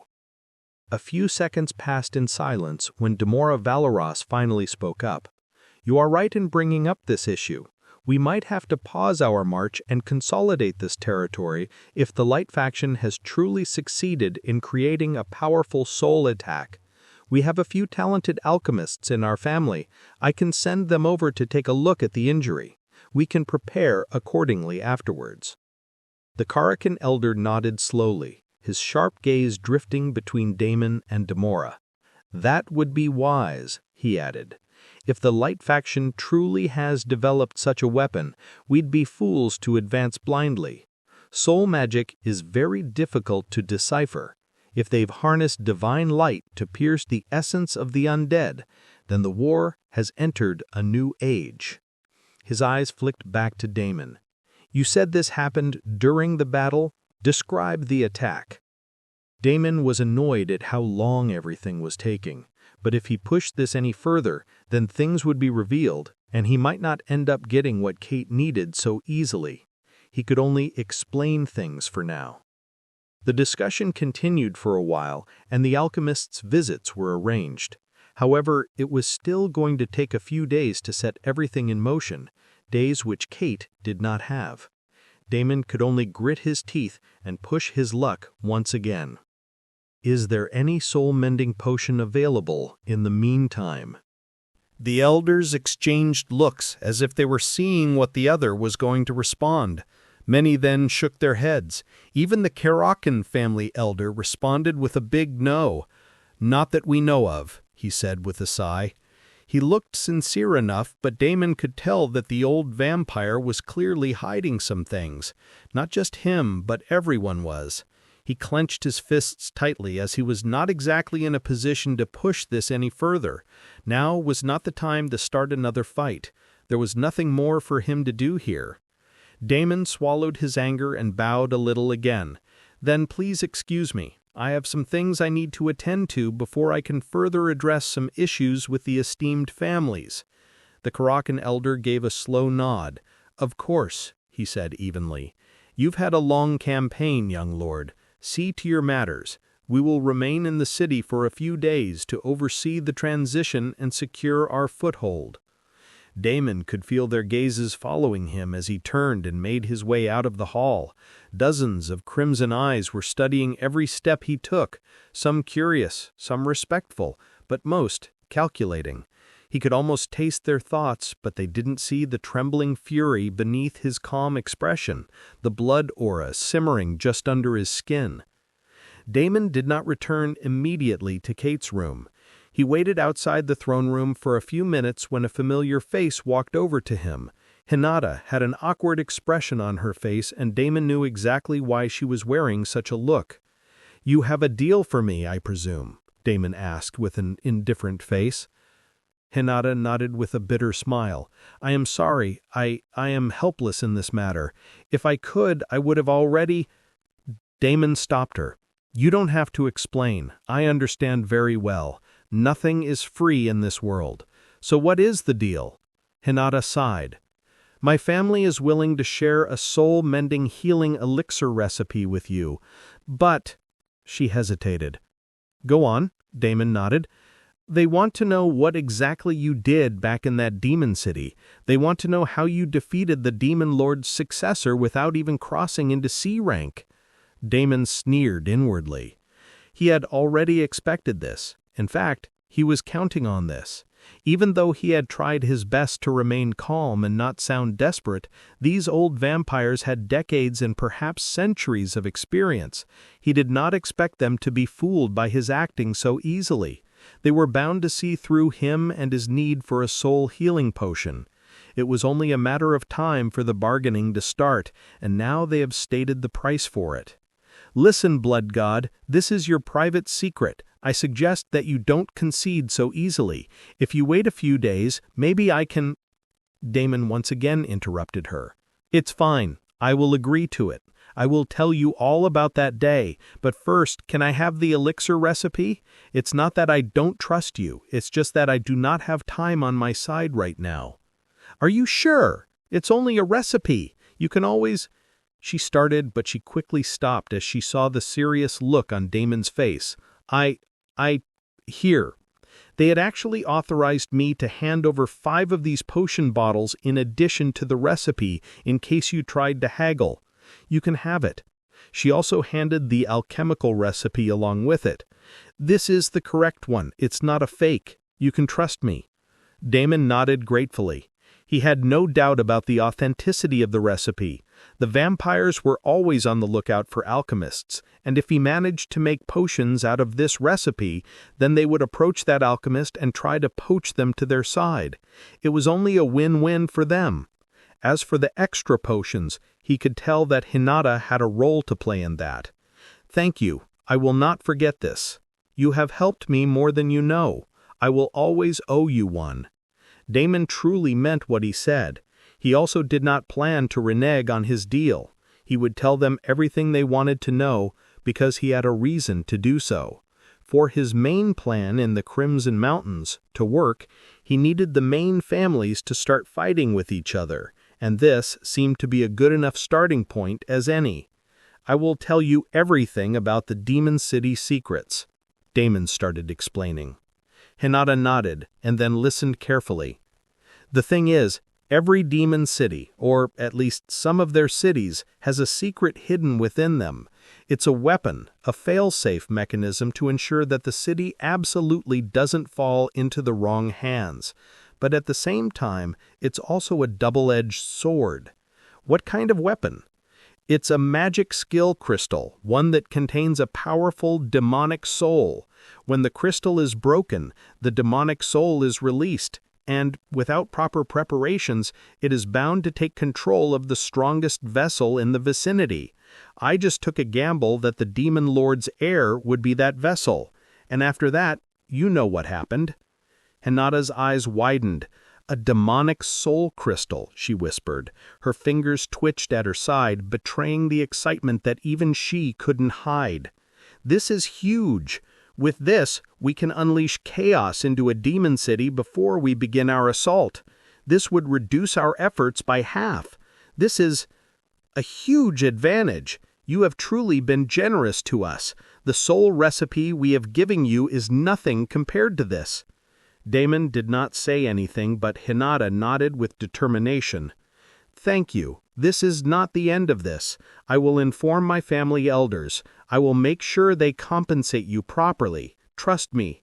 You will not regret sharing this information with us. You can count on me." Damon did not wait for Hinata to leave. He excused himself and rushed over to Kate. Inside his mind, Bloodrain was fuming.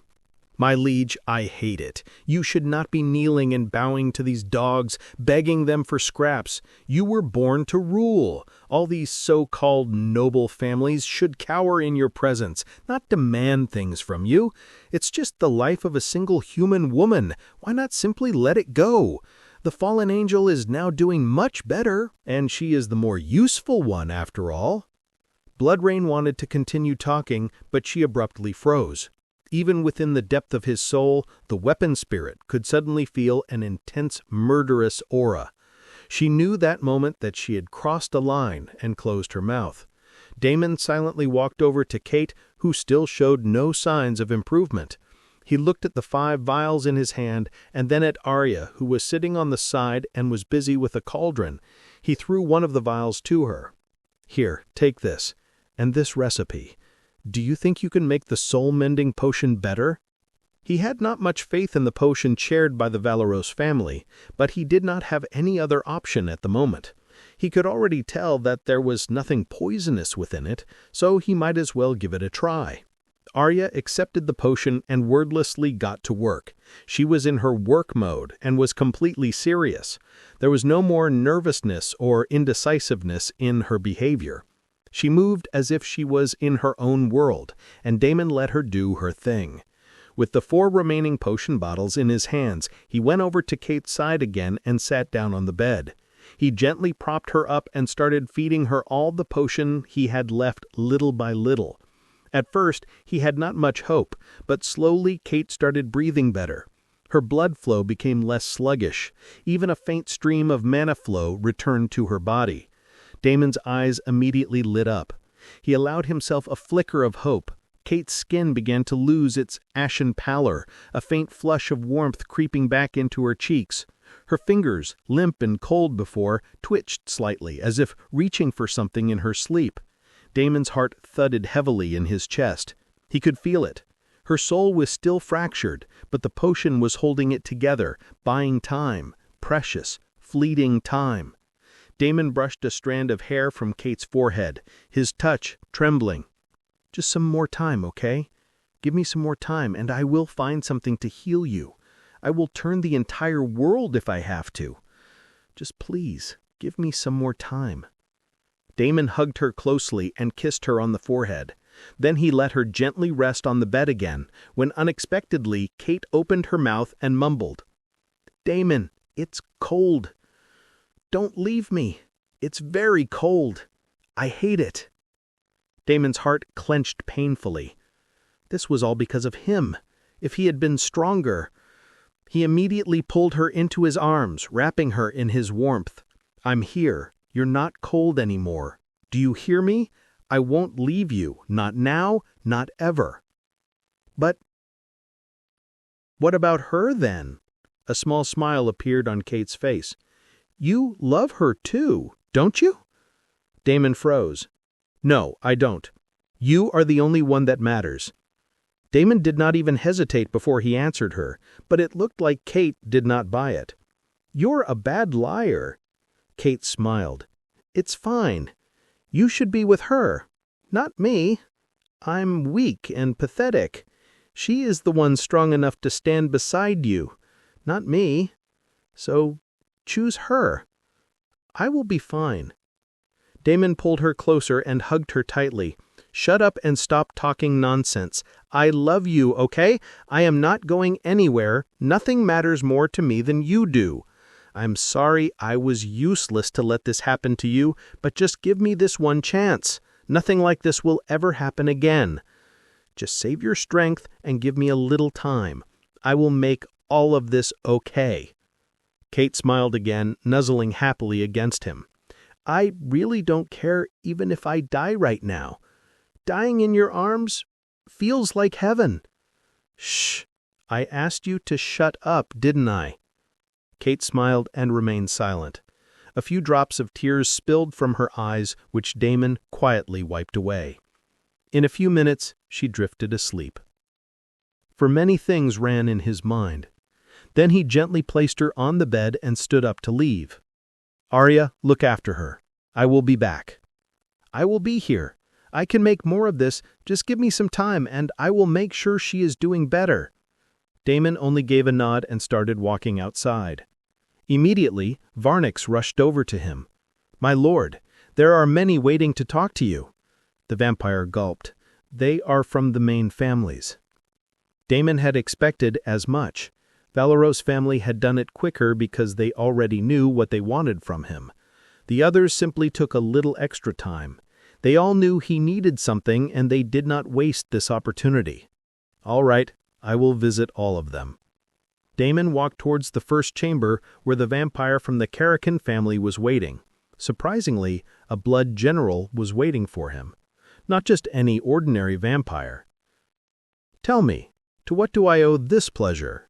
The blood general stood tall as Damon entered, his crimson armor gleaming in the torchlight. The man's presence alone commanded attention. His aura was heavy and disciplined. When he bowed, it was shallow but proper, more courtesy than submission. "Lord Blood God," he greeted, "I come bearing an offer from the Karakin family." After a brief pause, the man continued, "We heard of your need for a soul restoration formula. Our family indeed has a few potions that are capable of achieving such a miraculous feat, but we paid a heavy price to obtain these potions. Please don't misunderstand my words. The Grand Elder is still willing to give you these potions. It's just that we need a small favor in return." Damon smiled. "Go ahead. Name your price." After a few minutes, Damon walked out of the chamber. For the next hour, he was pretty much hearing the same thing again and again. Well, the same thing, but in different terms and conditions. Soon, he had about 10 requests. Each family was looking for something different, and all of them offered their own version of soul-healing potions, pills, recipes, and items. One asked for a unique item only found in a light faction dungeon. Another asked for the assassination of a priestess. Another one asked for a weapon blueprint that only a specific blacksmith had. There were all sorts of requests, but the one thing they had in common was that they all could only be accomplished by someone in the Light faction. The old foxes knew very well that he would have many connections with the Light faction, so they did not hold back. Damon as well simply accepted their proposals and did not bother haggling. Now was not the time to do anything like that. He silently walked out of the last meeting chamber and then headed straight to the training area. Varnix rushed over immediately. "My lord, did you call for me? Set up a 1 to 10 time dilation training room for me. Don't disturb me for the next 5 hours." Before heading out, Damon first wanted to consolidate what he had gained from the battle. He gave Varnix a few minutes to set up everything and quietly entered the secluded training. The first thing he did was pull up his system screen. The next second, a bunch of system notifications popped out. Ding! Naira City Blood Hall has successfully defended the purification raid. Ding! You have been promoted from Blood Hall Lord to City Lord. Ding! You have gained a new title. Damon let out a deep breath as he briefly skimmed over the system rewards. He had received a couple of unique titles which gave him a 20% stat boost in total. This was pretty impressive, and not many titles gave this much effect. The reward truly reflected the difficulty of the task. He also received more fame points, notoriety points, and gold coins. These were not too staggering. At this point, 1 million gold coins were pretty much nothing to him. Then there was the war chest reward. Damon opened it, and immediately the war chest dissolved into a swirl of crimson motes. When the motes disappeared, 3 items lay in front of him. Damon frowned. This was something unexpected. He had never heard of anything like this before in either of his lives. There were all kinds of treasure chests, but war chests were definitely something unique and rare. Even his first victory did not net him something like this. There should definitely be some good things inside. Damon quickly took out the first item. It was a map of some kind. Promptly, a system notification appeared. Ding! You have received the treasure map to Beluga Isle. Damon let out a sigh and tossed it into his spatial ring. The next thing looked like a gem of some sort. He picked it up and examined it closely. It was a crimson crystal, roughly the size of a thumb, pulsing faintly like a beating heart. Ding! You have obtained Crimson Heartstone, unique, bloodline artifact. Description: a crystallized heart core of an ancient blood monarch. Can be fused with your blood core to permanently increase vitality, regeneration, and bloodline potential. Warning: fusion may awaken dormant bloodline traits or trigger a bloodline trial. Success rate 65%. Failure will result in bloodline instability for 30 days. It was a good item, an item Damon even desperately needed at this point, but it came with its own drawbacks. Damon could only bitterly laugh at this point. He already had so much instability in his body that he definitely did not care about a little more of it. But that did not mean he could blindly use it. That little more instability could push him over the cliff he did not know he was standing on. So he did not activate it immediately. Everything needed some preparation. "Blood Rain, are you there or are you still sulking?" Damon called. "I am here, my liege. I am always here with you," came the response. "So you were sulking?" Damon chuckled, but then his expression turned serious. "Do not ever repeat what you said. People are not disposable items. Kate, Mark, my family, Aurora, and even you, all of you are precious to me, and I will not give up on any of you that easily. Do you understand? I can be the ruthless villain you want, and I can still love you all very much." Blood Rain became quiet. Then she slowly murmured, "Forgive me, my liege. I spoke out of turn." Damon did not bother saying anything further on that matter. "What do you think about this Crimson Heartstone?" I am sorry to say this to you, my liege, but I don't think that the item is strong enough to affect your bloodline. A mere blood monarch's heart crystal wouldn't be able to bring out anything from your bloodline. It will only be wasted if it's used on you." Damon raised his brow. What she said made sense. The boost in attributes was still a good side effect he could gain, but he could gain that anyway, even with alternate methods. Maybe it was better that he gave it to someone else who might gain more from it. Damon tossed it into his spatial ring and then took out the last item from the war chest loot. Surprisingly, it was nothing flashy or spectacular. It was just a small piece of scrap metal that had an odd discoloration. Inspect also didn't work on it. Clearly, it was some sort of open quest. Right now, he already had a bunch of stuff on his plate which he needed to work on first, so he could only come to this when time or chance permits. Damon shrugged and prepared to toss the scrap metal into his spatial storage when suddenly 2 ghosts shot out from within him with extreme urgency. "No! Don't! Bind it first!" Both Bloodrain and the old vampire from the blacksmith trial popped out of Damon and were now standing side by side in front of him, looking at the piece of scrap metal with shock and horror. Damon froze mid-motion, his hand still hovering over the unassuming shard of metal. The frenzied look on the old vampire's face was clear, and even Bloodrain, in her semi-red spirit form, definitely felt agitated. The sudden panic in their voices made his instincts flare. This was the first time he was getting this sort of reaction, not from one, but 2 of his spirit friends. His gaze flickered between the 2 spirits. "You're both acting weird. What is this thing?" Before the 2 could answer, another voice chimed in. "How will a pig know a celestial artifact's value?" It was the snake woman, and like always, she was full of shit as she spoke with disdain. "But I must say, your luck is quite good." Damon's face twitched, but before he could speak his mind, Bloodrain shot forward on his behalf. "Shut the fuck up, bitch! Who are you to talk to my king like this? Do you know just how much he had to fight and struggle in this battle? The system itself has recognized his efforts and given a reward accordingly. How dare you belittle his achievements?" The snake spirit was not fazed. She once again responded with a scowl. "Pooh-ha! He struggled so much because he was weak. If it was my king, he would have dominated the whole thing from start to finish.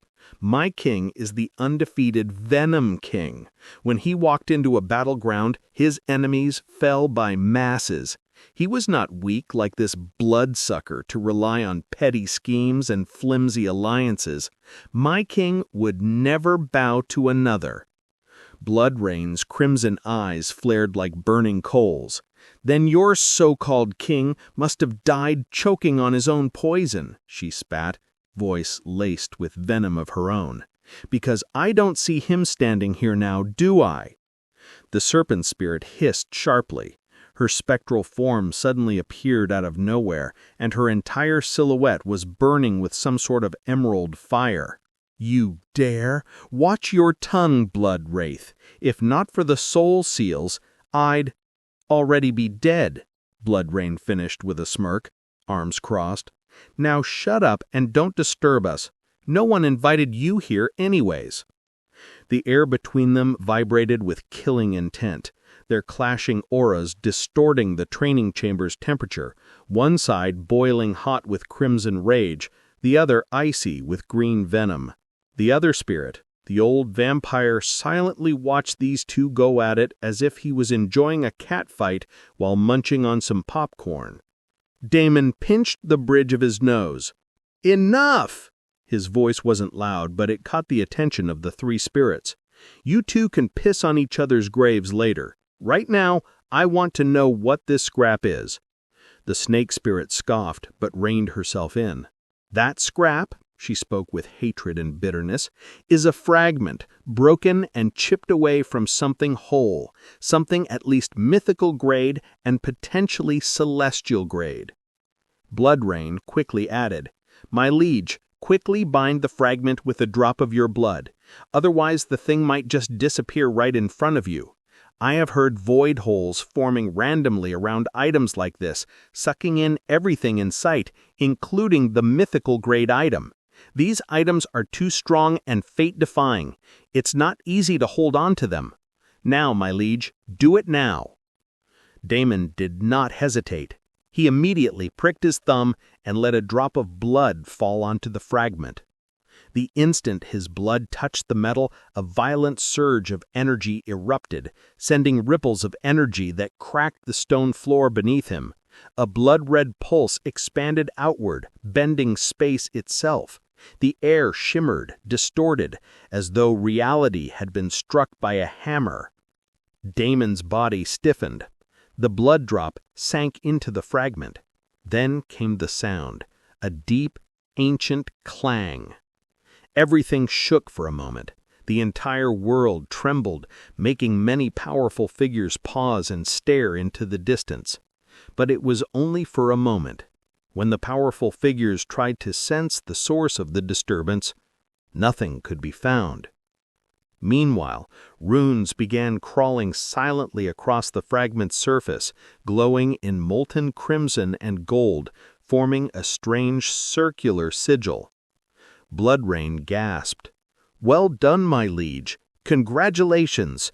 The fragment has recognized you." The snake spirit's mocking smirk faltered, her expression turning uneasy. "No, impossible. No mortal blood should be able to resonate with it that quickly." Even the old vampire spirit's eyes widened, but then he suddenly shouted, "It's not over yet! Brace yourself!" Suddenly, Damon's vision went white.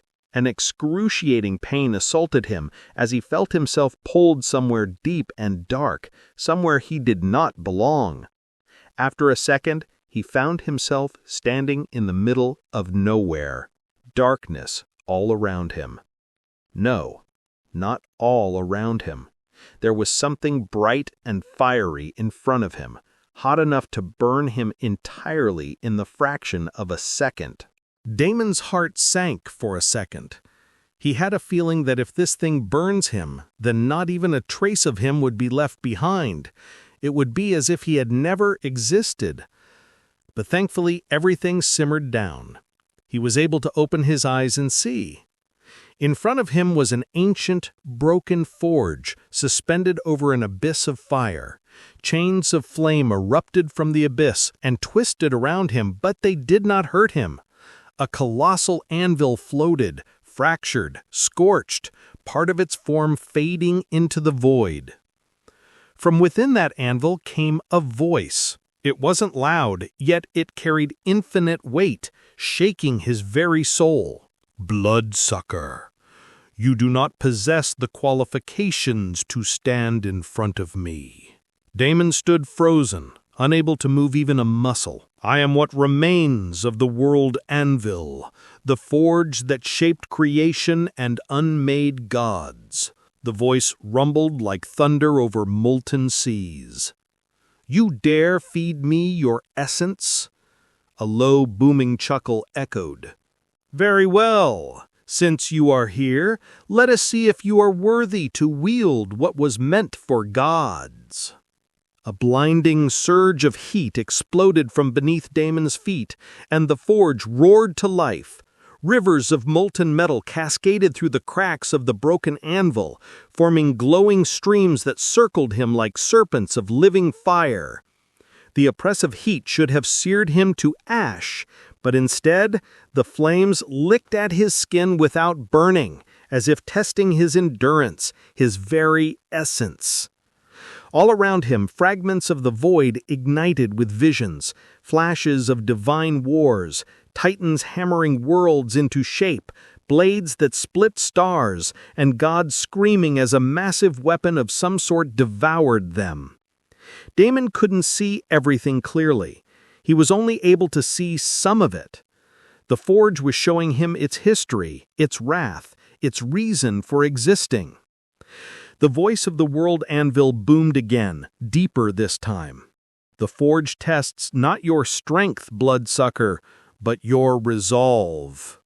To shape creation is to endure destruction. To forge is to bleed. Before Damon could respond, chains of molten flame shot upward, wrapping around his arms and dragging him toward the anvil. Every link that touched him sent agony through his soul. It wasn't pain in flesh, but in identity, a hammer beating against the essence of who he was. Bloodrain's voice faintly echoed from somewhere distant, distorted by the burning void, calling his name, but he couldn't reach her. After a moment, he even forgot that she ever existed. The anvil flared, and from its center, a hammer formed, ancient, massive, yet weightless, floating before him. "Feed me your will, and be forgotten like the rest." Damon's vision blurred. His body was breaking apart into streams of red motes of light, all flying towards the anvil. He tried to resist, but bit by bit, he couldn't even remember why he was resisting. In the blink of an eye, almost the entirety of him got sucked in. Only a small sliver of him lingered outside, not knowing any rhyme or reason. The veil glowed again, and this small part of him as well started to fly towards the anvil. However, right at this moment, this small part of him pulsed, a small pulse, but strong and steady. The void powers of the anvil tried to suck him in with full force, but nothing was working. This small mote of light continued to resist. Bloodsucker, you are not ordinary after all. The voice of the world anvil rumbled again, its tone carrying something new, curiosity. The molten abyss around Damon shifted, its fires bending toward the sliver of his essence that refused to yield. "What is this spark? What are you hiding, child of blood and ruin? This is blood of the primordial flame? Impossible!" The world anvil trembled. The small mote of light glowed brighter, and then Damon's fragmented soul began to reassemble. Crimson motes snapping back together piece by piece. The chains that bound him cracked. One by one they shattered, sending sparks of golden fire scattering into the void. The hammer that floated before him trembled violently and then shattered. The world anvil roared, its molten rivers surging upward like tidal waves. "You might have the blood of the primordial flame, but I am the world anvil. I refuse to yield. You cannot tame me. Now get out of my sanctum!" Damon couldn't even react before he was kicked out, and he once again found himself in the training room. For a moment he couldn't breathe. His body convulsed as if his soul had been torn apart and stitched back together with molten thread. Bloodrain and the old vampire rushed to him immediately. "My liege, what happened? Are you all right? I couldn't sense you for a moment." Damon couldn't answer her. He was still shaking and trembling inside out. He sat down cross-legged and closed his eyes. It took a few minutes, but he eventually managed to get a grip and calm. He wasn't really hurt anywhere, just exhausted, so he was able to regain his composure. "I am fine, barely," he answered. Before anything else, he quickly took the piece of scrap metal and looked at it. Surprisingly, he was able to inspect it now. Ding! Fragmented mythical grade shoulder plate. Description: a fractured piece of armor once worn by the celestial blacksmith, the first and only being who could wield the world anvil without being consumed. Although incomplete and heavily damaged, this shoulder plate still carries traces of the forge's divine fire and the hammer's will that shaped existence itself. When equipped, all stats are increased by 1,000. Effects: passive, Ember of Creation, enhances crafting and forging efficiency by 50%. Passive, Residual Flame, absorbs fire and heat-based damage, converting 50% damage into vitality regeneration. Active, World Resonance, temporarily channeled the will of the world anvil to enhance any forged item. There is a 50% chance for the grade of the item to upgrade. Warning: The fragment still remembers its creator and its original wielder. It might or might not obey its new owner. Damon was panting. He couldn't believe what he was reading. The stat buff was huge, but more importantly, the effects listed were mind-blowing.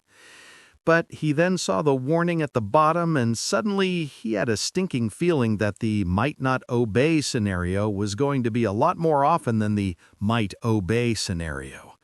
He could only bitterly smile in the end. What else did he expect? He clearly failed the test the World Anvil gave him. He only managed to stay alive and get back here thanks to his bloodline. And the item in his hand was a mythical-grade item, fragmented or not. It looked like the system foresaw all of this happening, which was probably why this was a war chest reward in the first place. There were a lot of broken things and loopholes in the game, but the system never gave anything brokenly powerful this easily. For instance, his bloodline. It might look overpowered at first glance, but if he did not have his previous life knowledge, by now he would have already been dead and long gone. Damon let out a sigh and looked at the broken armor piece. No matter which angle he looked at it from, the thing emitted no aura whatsoever. It might as well be a piece of scrap metal. Working or not, it could at least form a layer of protection on his body, like the egg on his chest. He placed armor on his shoulder, hoping it could stick, just like the egg, or at least give an item equipped notification, but it did not. He was neither able to bind it nor equip it like a normal item. With a sigh, Damon summoned blood tendrils that emerged from his body, binding the scrap metal to his shoulder. It looked like from now on he would have to spend some of his energy holding this in place. Blood Rain, the old vampire, and the snake woman curiously looked at him during the whole process. In the end, the old vampire became very impatient and urged him. "Why are you simply looking at it? Try forging something, quickly." "I have never heard of such a godly item before. You are truly lucky, young vampire. You have a great destiny in smithing. You are the next blessed genius born to wield the world anvil. For most of my life, I thought that it was just a random urban legend, but who would have thought that something like this actually existed? You did it again, my genius prodigy. Make your master proud and show me the impossible." Seeing the old vampire rant like a lunatic, Blood Rain gave him a weird look. Of course her king was the best in everything, but to call him a genius blacksmith? Has this spirit gone crazy? The snake woman had a similar expression on her face, but one that was filled with disdain. The old vampire spirit, however, did not care about either of them. He continued to urge Damon to try and forge something. Damon rubbed his temples. He needed to settle things with this old guy first.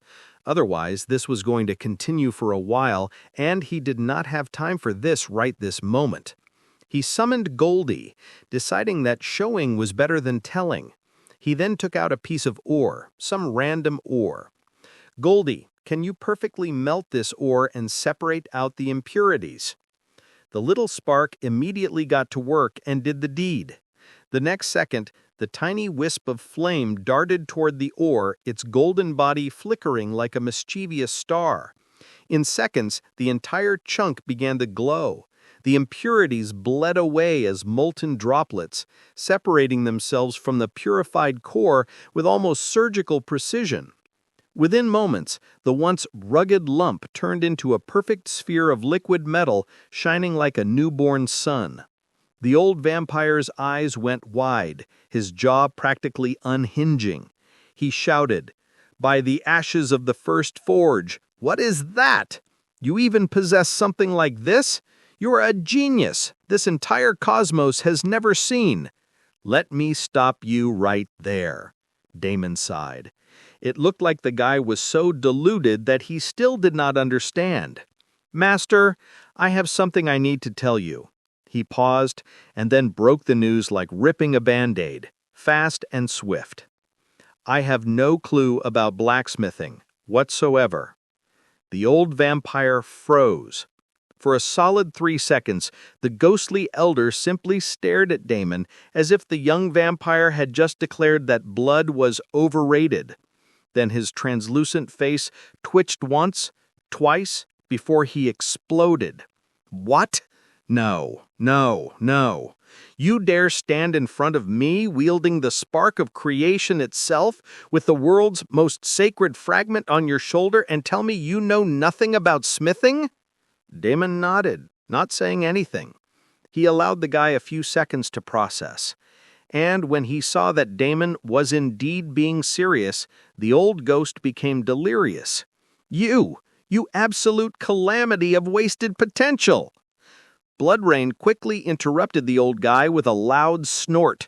Shut your hole, old dog. What do you know? My liege doesn't know anything about blacksmithing. That is true, but if my king decides to learn blacksmithing, then there would be no one in existence who could surpass him.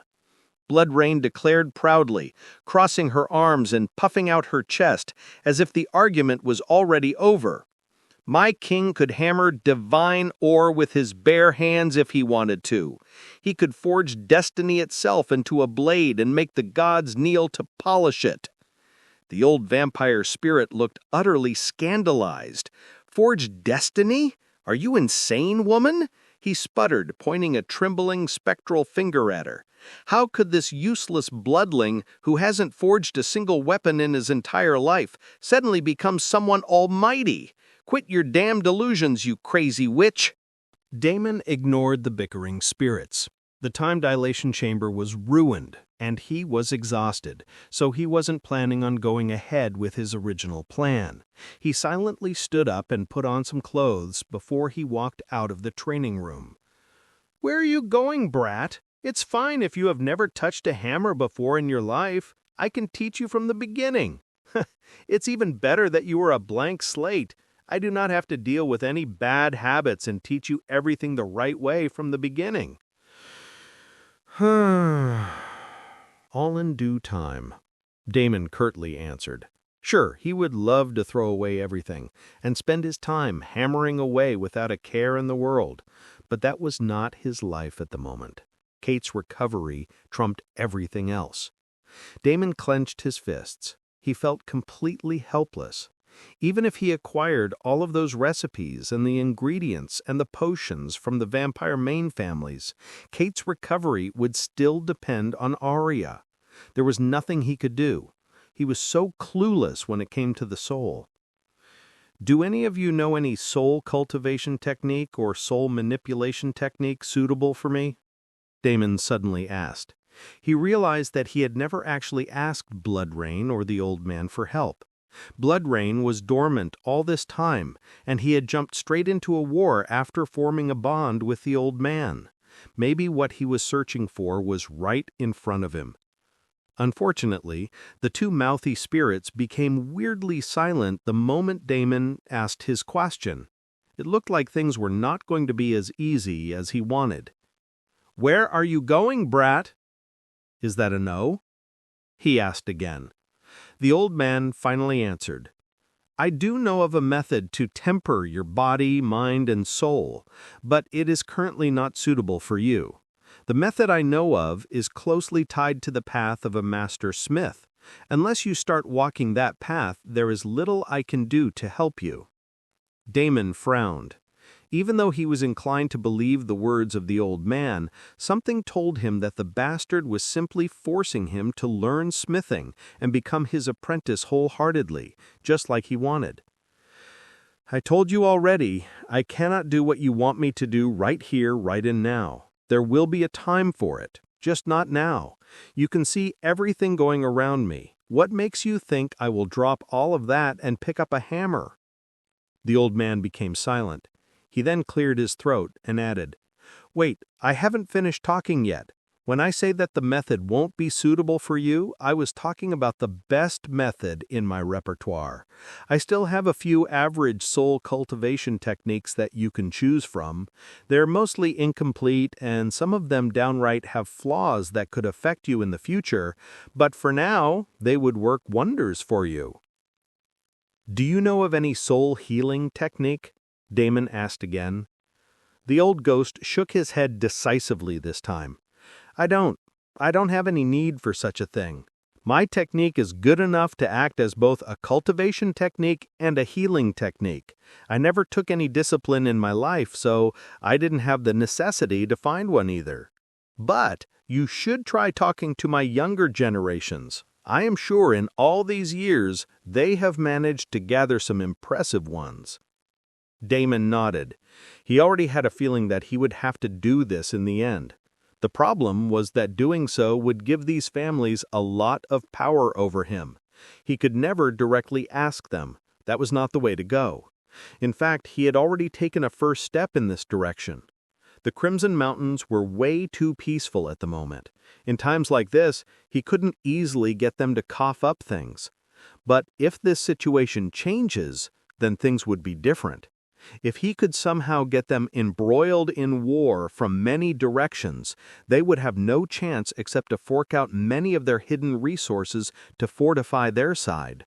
There is nothing like wars to cook up some profit, and he planned to do exactly this. This was why he had casually shared with Hinata the little secret he knew from his last life about some of the demon cities.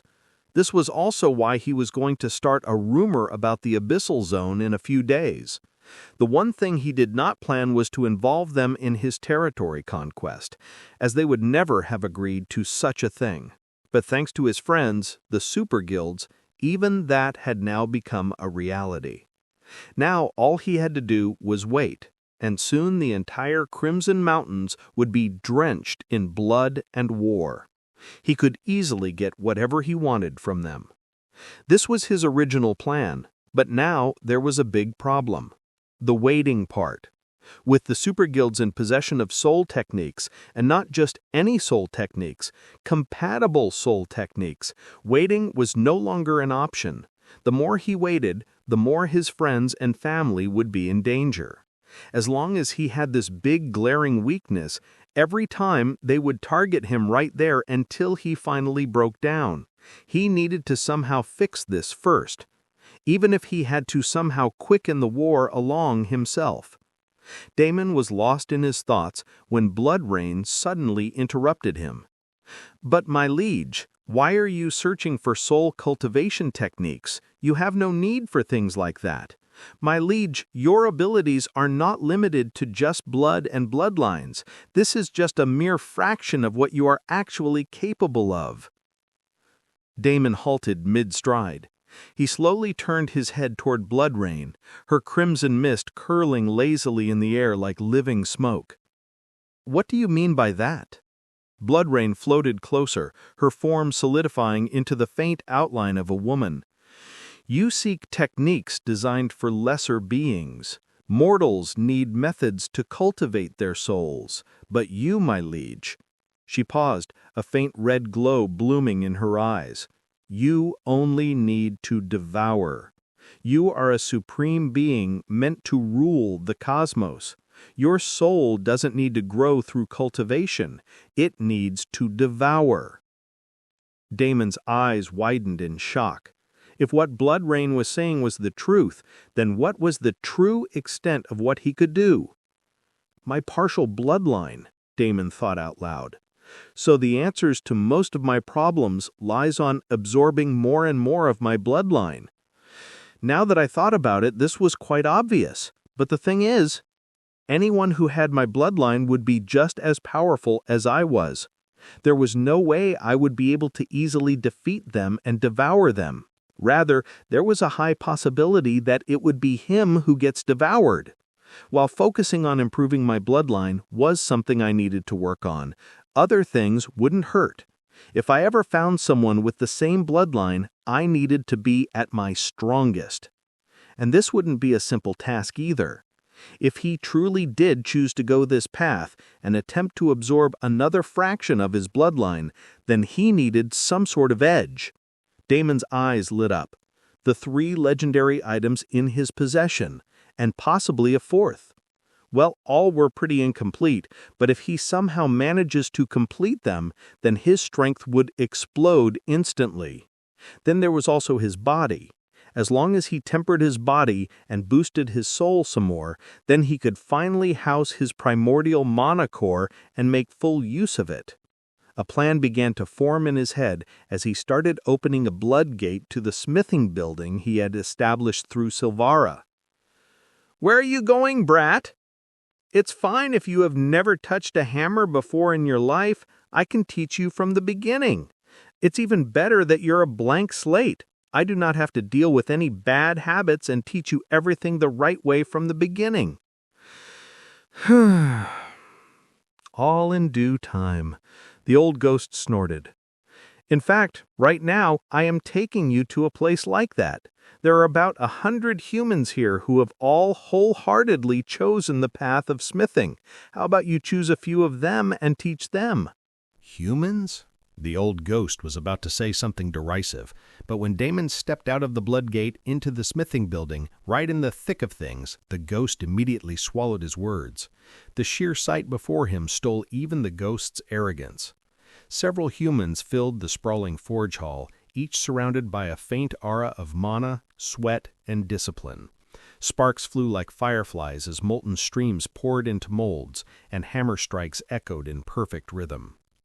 The ghost's mouth opened, then closed again. For a long moment he simply hovered there, his spectral form flickering in disbelief. This is... He drifted forward, inspecting a few works.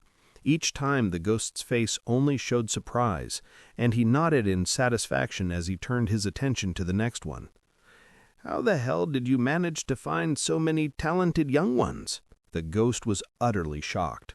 Damon watched quietly as the old spirit circled a half-finished blade, his fingers brushing through the heat above it. "Their hands are untrained, their hearts reckless, but they will without a doubt walk far in the path of smithing, especially this one." He stopped in front of Lionel, examining his work with wide eyes. "This young lad is truly gifted. Look at the way he is feeling the metal rather than forcing it. He listens to the metal. Every strike is guided by instinct, not brute force. That rhythm? He's syncing his breath with the metal's pulse." Damon's lips curved faintly. Of course Lionel was one of the 3 greatest smiths in the entire continent. How could the old guy not be impressed? The ghost then suddenly jumped to another desk. "This one is also equally impressive. Another true genius," the old vampire praised. This time Damon was also equally shocked. How could he not recognize Matau, the other genius blacksmith of the continent? The thing was, he had not personally recruited him, and yet he was standing here right in front of him. How did this happen? It seemed the word of mouth was more powerful than he expected. Maybe it was a friend of a friend situation. Damon was not complaining. It looked like he had bagged 2 of the 3 genius blacksmiths of the Light Faction continent, and this was an impressive result. Now if this old ghost plays along with his plans, then the problem of making sure they stayed would also be solved. Damon looked at the ghost, and he was still going on and on about how talented Matau was.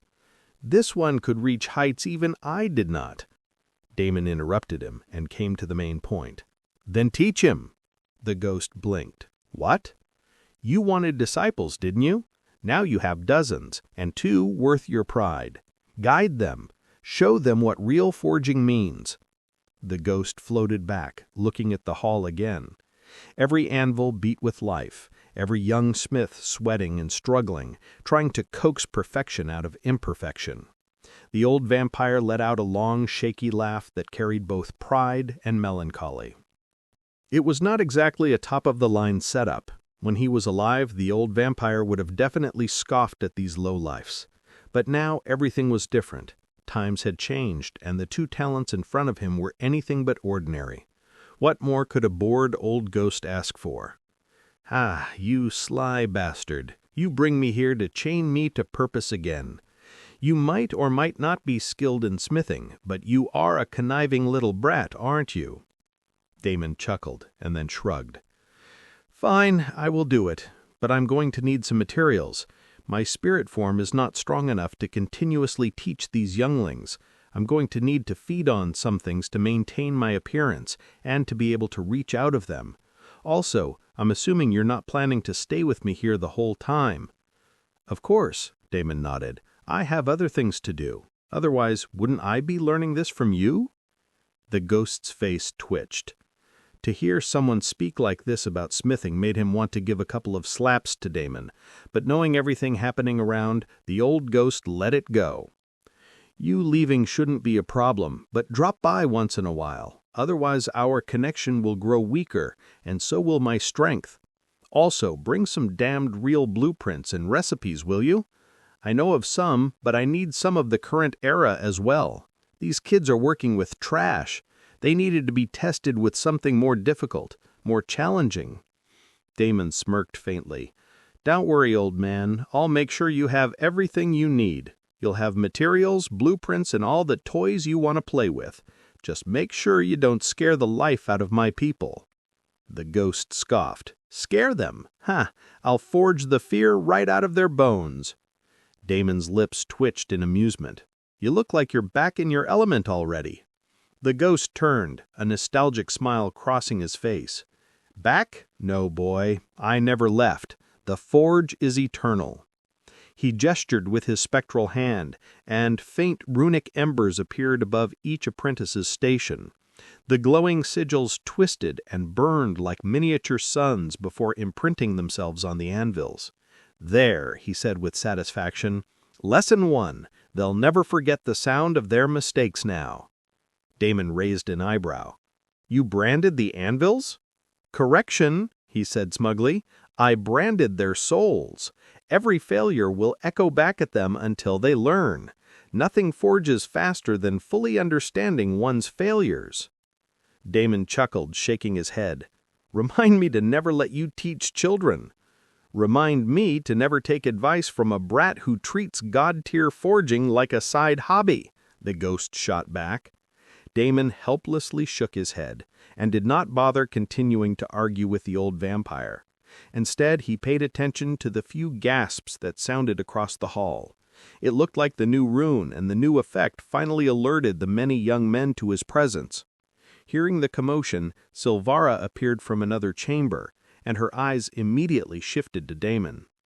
"Everyone continue working. I will talk with you again in a few minutes," she curtly replied, then signaled Damon to follow her to the inner chamber. "Damon," Silvara hesitantly spoke, "how are you? I heard everything that happened. Kate, is she all right?" Damon calmly answered, "She is stable for now, and soon she will be back to her old form." Silvara wanted to talk to him more, but when she saw the look in his eyes, it was clear that he did not want to discuss about this anymore. "I'm sorry. I was useless and unable to help you during the war. Even if I had stepped in, I wouldn't have been of any help. To prevent Light Faction players from joining your side of the war, the system was handing out massive debuffs left and right. Those who joined the enemy side received buffs instead." Damon nodded. He actually did not know something like this happened behind his back, but seeing that the system had compensated him with a mind-blowing reward, he couldn't care less. Silvara lowered her gaze. "Still, it doesn't sit right with me. I should have done more. I tried to do my best here and get some funds up and ready for your use. We have managed to gather about 50 million gold coins by selling the items forged so far. Please let me transfer it immediately to you." She clenched her fists and then opened the system interface and started typing furiously on it. Damon laughed and then extended his hand to catch her hand. "Wait, keep the gold coins. You probably need it more than me now. I have a few things I need to talk to you about. Also, don't worry about the war. It's already over, and I know you would have helped if you could have."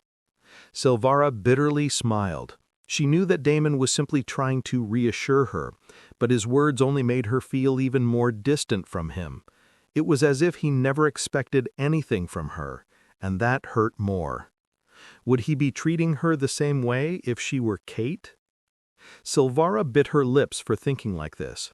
She quickly composed herself and went back to her icy, indifferent facade. "Let's talk. Do you have something new for me?" she asked in a professional tone. Damon then sat down and signaled for her to sit as well. He then turned to the side, and to Silvara's surprise, he was talking to an empty space. "Why don't you reveal yourself now? That would make things easier for me to explain." The air shimmered faintly, and a cold crimson mist began to materialize beside Damon. A moment later, the outline of a tall, spectral figure emerged, vague, regal, and burning faintly with ghostly fire. Silvara's eyes widened slightly as the form solidified enough to reveal the stern face of an old vampire in ornate armor. His eyes glowed like dying embers, filled with centuries of pride and judgment. "Who is that?" Silvara asked, jolting up from her seated position. The spiritual pressure radiating from him wasn't hostile, but it was ancient, older than anything she had ever felt before. The ghost's gaze flicked toward her, and he inclined his head slightly. "So this is the woman running your little mortal forge?" Damon sighed. "Silvara, meet old vampire Ghost, also a Grand Master blacksmith. Old man, meet Silvara, my friend who is helping me out. So you better treat her properly and not simply order her around." The ghost snorted. Damon then explained his plans. Silvara's eyes lit up as she heard more and more. She listened in stunned silence, the pieces clicking into place. "This is brilliant," she gasped in the end. "Everyone would truly thrive under your guidance, Master." She bowed her head in respect. The old ghost nodded in approval. Damon then gave her a bunch of leads once again. These quests should give some interesting materials and blueprints for at least epic-grade items, depending on the degree of completion. These guys shouldn't just be holed up in the smithy. Make sure that they get some outside combat experience once in a while. The old ghost nodded in approval. "You are surprisingly not so dim-witted." Damon ignored the guy, and then continued. "You know, Silvara, you should also take out the other thing." Silvara's eyes widened. Damon did not have to tell twice for her to understand what he was talking about. "Are you sure? It's barely been a month since the game opened, but trust me, we don't have a lot of time. Things are moving fast, and people are making big moves and taking their shot. We need to get our shot in, too. I don't want to lose anything that could give us an edge." Silvara nodded. The old ghost looked curious, wondering what the two of them were talking about. The next second, Silvara took out a scroll from her spatial ring. It was a simple-looking scroll, but when Damon rolled it open, the old vampire looked visibly shocked. "What? How did you two get something like this? This is a powerful cosmic vessel. Only clans with a decent background would have access to something like this. That too, only for purchase. To actually have the blueprint. You are truly a lucky woman." Silvara only smiled a little. In truth, it was only because of Damon that she had managed to obtain this. "So what do you think, Master? Is this challenging enough for the young bloods to start working on?" The old ghost chuckled. "Oh, this will do. This will do very well. This can be a good whetstone for shaping my students."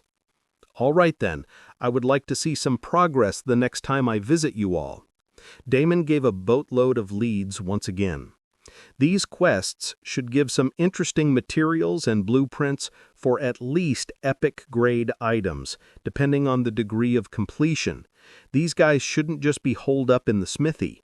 Make sure that they get some outside combat experience once in a while. The old ghost nodded in approval. "You are surprisingly not so dim-witted." Damon ignored the guy, and then continued. "You know, Silvara, you should also take out the other thing." Silvara's eyes widened. Damon did not have to tell twice for her to understand what he was talking about. "Are you sure? It's useless hiding in your spatial ring. You might as well bring it out in the open and see if it opens up a few quests. I know it's barely been a month or so since the game opened, but trust me, we don't have a lot of time. Things are moving fast, and people are making big moves and taking their shot. We need to get our shot in, too. I don't want to lose anything that could give us an edge." Silvara nodded. The old ghost looked curious, wondering what the two of them were talking about. The next second, Silvara took out a scroll from her spatial ring. It was a simple-looking scroll, but when Damon rolled it open, the old vampire looked visibly shocked. "What? How did you get something like this? This is a powerful cosmic vessel.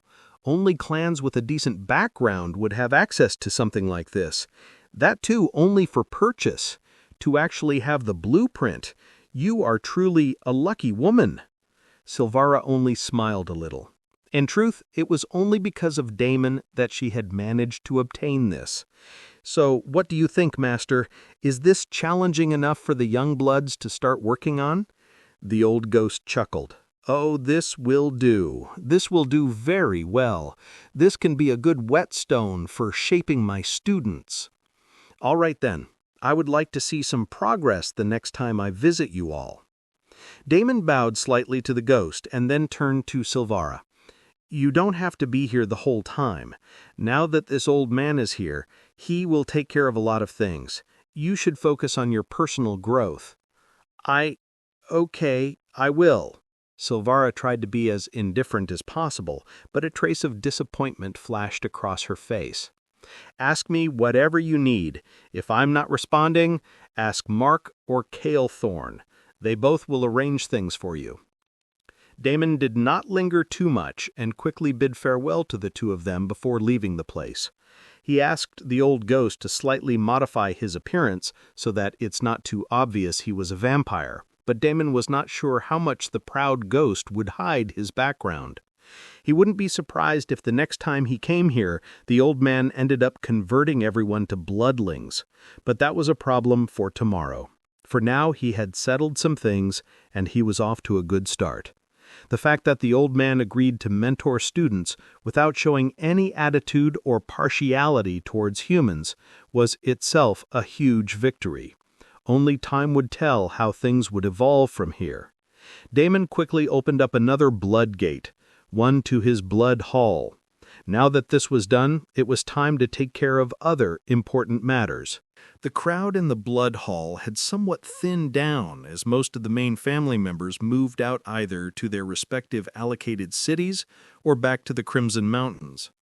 There were still a lot of prominent figures hanging around the blood hall, but Damon did not bother to talk to any of them. The first thing he did after coming back was head straight to Kate's room and check her condition. He opened the door feeling extremely nervous and anxious when he all of a sudden froze on the spot. Beads of sweat started pouring down on his face. His brain was thinking of many worst-case scenarios as he opened the door, but staring right at him was a new worst-case scenario that he failed to even imagine. Kate was sitting up on the bed. Her cheeks had a lot more color, and her body did not seem as fragile anymore. Damon could even sense a decent amount of mana flow in her body. She was by no means back to normal, but her condition right now was a lot better than he had hoped for. Seeing her like this, with her warm smile and her gentle face, all he wanted to do was rush in and hug her, but instead he stood constipated as his gaze fell on the other woman who was sitting beside her. Aurora also had a warm and gentle smile on her face. She was definitely doing a lot better than Kate, and her condition had already reverted back to her prime, perhaps even stronger than before. It was as if the stress on her soul only ended up strengthening her. The angelic race was truly a scary one. Aurora looked up at Damon with the same serene smile on her face, the one that Kate was wearing. The two women, in fact, looked at him with their eyes full of warmth and affection, but Damon's brain was going crazy at the moment. He had told all sorts of things to each of them individually, and now to find them both together? He gulped. What was he supposed to do? It was truly not his fault. He was a good man. He just had to say some white lies because of the situation. They shouldn't possibly hold him accountable for that, right? Kate had always been important to him, and now Aurora had clawed her way into his life, becoming equally important. How was he supposed to make the two women understand? He had a feeling that the both of them would beat him up if he even remotely broached the topic. He was in real shit, wasn't he? His eyes darted around the room when he finally noticed Mark, who was sitting silently on the side. Wordlessly, he pleaded with his best friend, but Mark only gave a small smile. The bastard clearly did not care about his plight. He was in some deep thought all on his own. "Fine. Even if you don't want to help me, I will still drag you into this," Damon smiled, as he took out the Crimson Heartstone. "Mark, I finally found you. I've been looking everywhere for you." "Huh?" Mark gave him a suspicious stare. "Here, take this. Catch." Damon threw the Crimson Heartstone and Mark instinctively caught it, but once he did, his face changed. He looked utterly shocked. "Dude, what the hell? Why would you throw something like this? Forget that. Why are you giving this to me? Shouldn't you use it?" Kate and Aurora both immediately became curious. "What is it, brother?" Kate asked. Damon walked over to Kate and hugged her lightly with a friendly hug. "It's something to give him a little boost." Mark bitterly smiled. He looked at the crystal again and again and carried it over and handed it to Kate as if it were a priceless treasure. "It's not a little boost. This will help me awaken my bloodline." Kate blinked in surprise, staring at the glowing crimson crystal now resting in her palm. Its surface pulsed softly as though alive, echoing with a heartbeat that wasn't hers. This is really that powerful?" she whispered. Aurora leaned closer, her black golden eyes narrowing slightly as she examined the crystal too. Damon coughed lightly and looked away. "It's really not much." Mark looked at the guy speechlessly. "You're seriously giving it to me?" "Don't think too much about it, idiot. It won't work on me. That's why I'm giving it to you. Otherwise, I would have used it. I'm not some saint, you know." Mark stared at him, his lips parting, words failing to come out for a moment. And then he chuckled. "Damn you. Always dropping stuff like this casually. Fine, I'll take it. But don't regret it when I get stronger than you." "Dream on," Damon grinned. "And thank you for taking care of my sister. I heard from Hinata that you sacrificed a lot to get her the healing potion." Damon once again shook his head. "Dude, stop giving me these good guy titles. You do remember that both Kate and Aurora got hurt in the first place because of me, right? If not me, then who would help them? Also, I didn't lose anything. It was my plan all along to give Hinata what I gave her." Mark stared at Damon for a moment, and then a small wicked smile appeared on his face. "So you don't deserve any thanks, right? You did everything just because—" "Of course," Damon nodded. "All right then, I will leave you three alone. My friend has given me a good opportunity, and I have to use it right away. Besides, I'm sure you three need your privacy and whatnot." Mark laughed and started walking out of the room, patting Damon's back on the way. "Enjoy, bro." Mark's laughter echoed down the hallway as the door clicked shut behind him, leaving Damon standing there surrounded by silence and two very unreadable women. For a moment he contemplated sprinting after his best friend, dragging him back in and forcing him to take the heat. But it was too late now. Damon cleared his throat.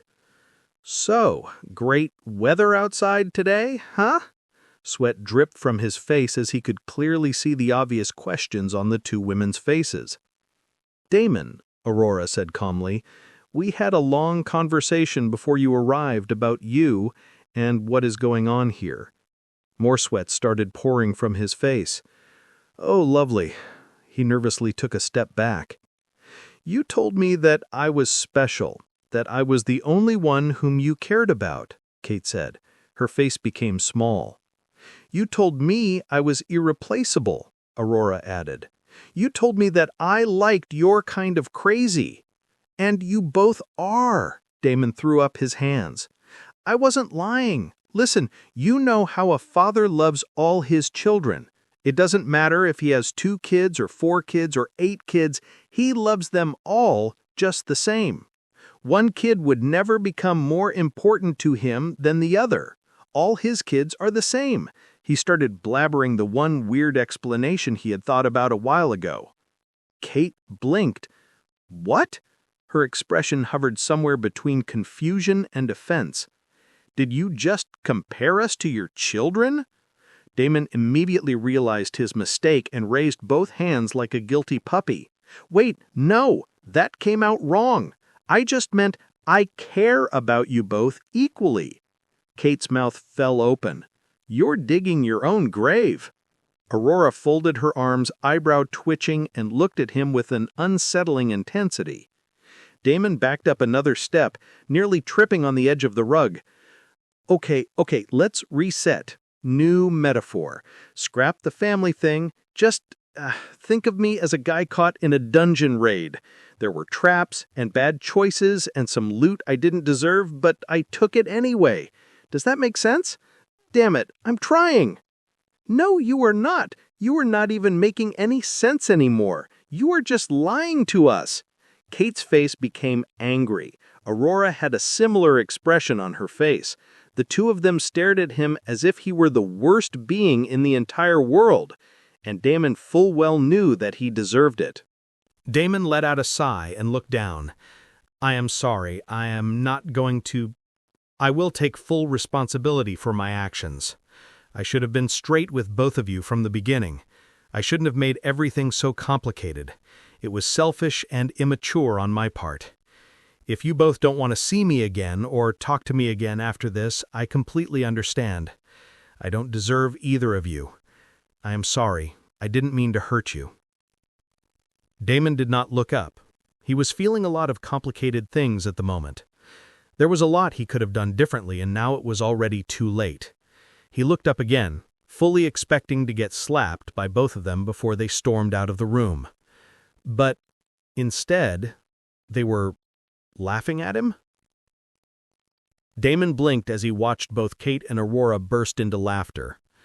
"Damon, you goof!" Kate pulled him closer and hugged him tightly.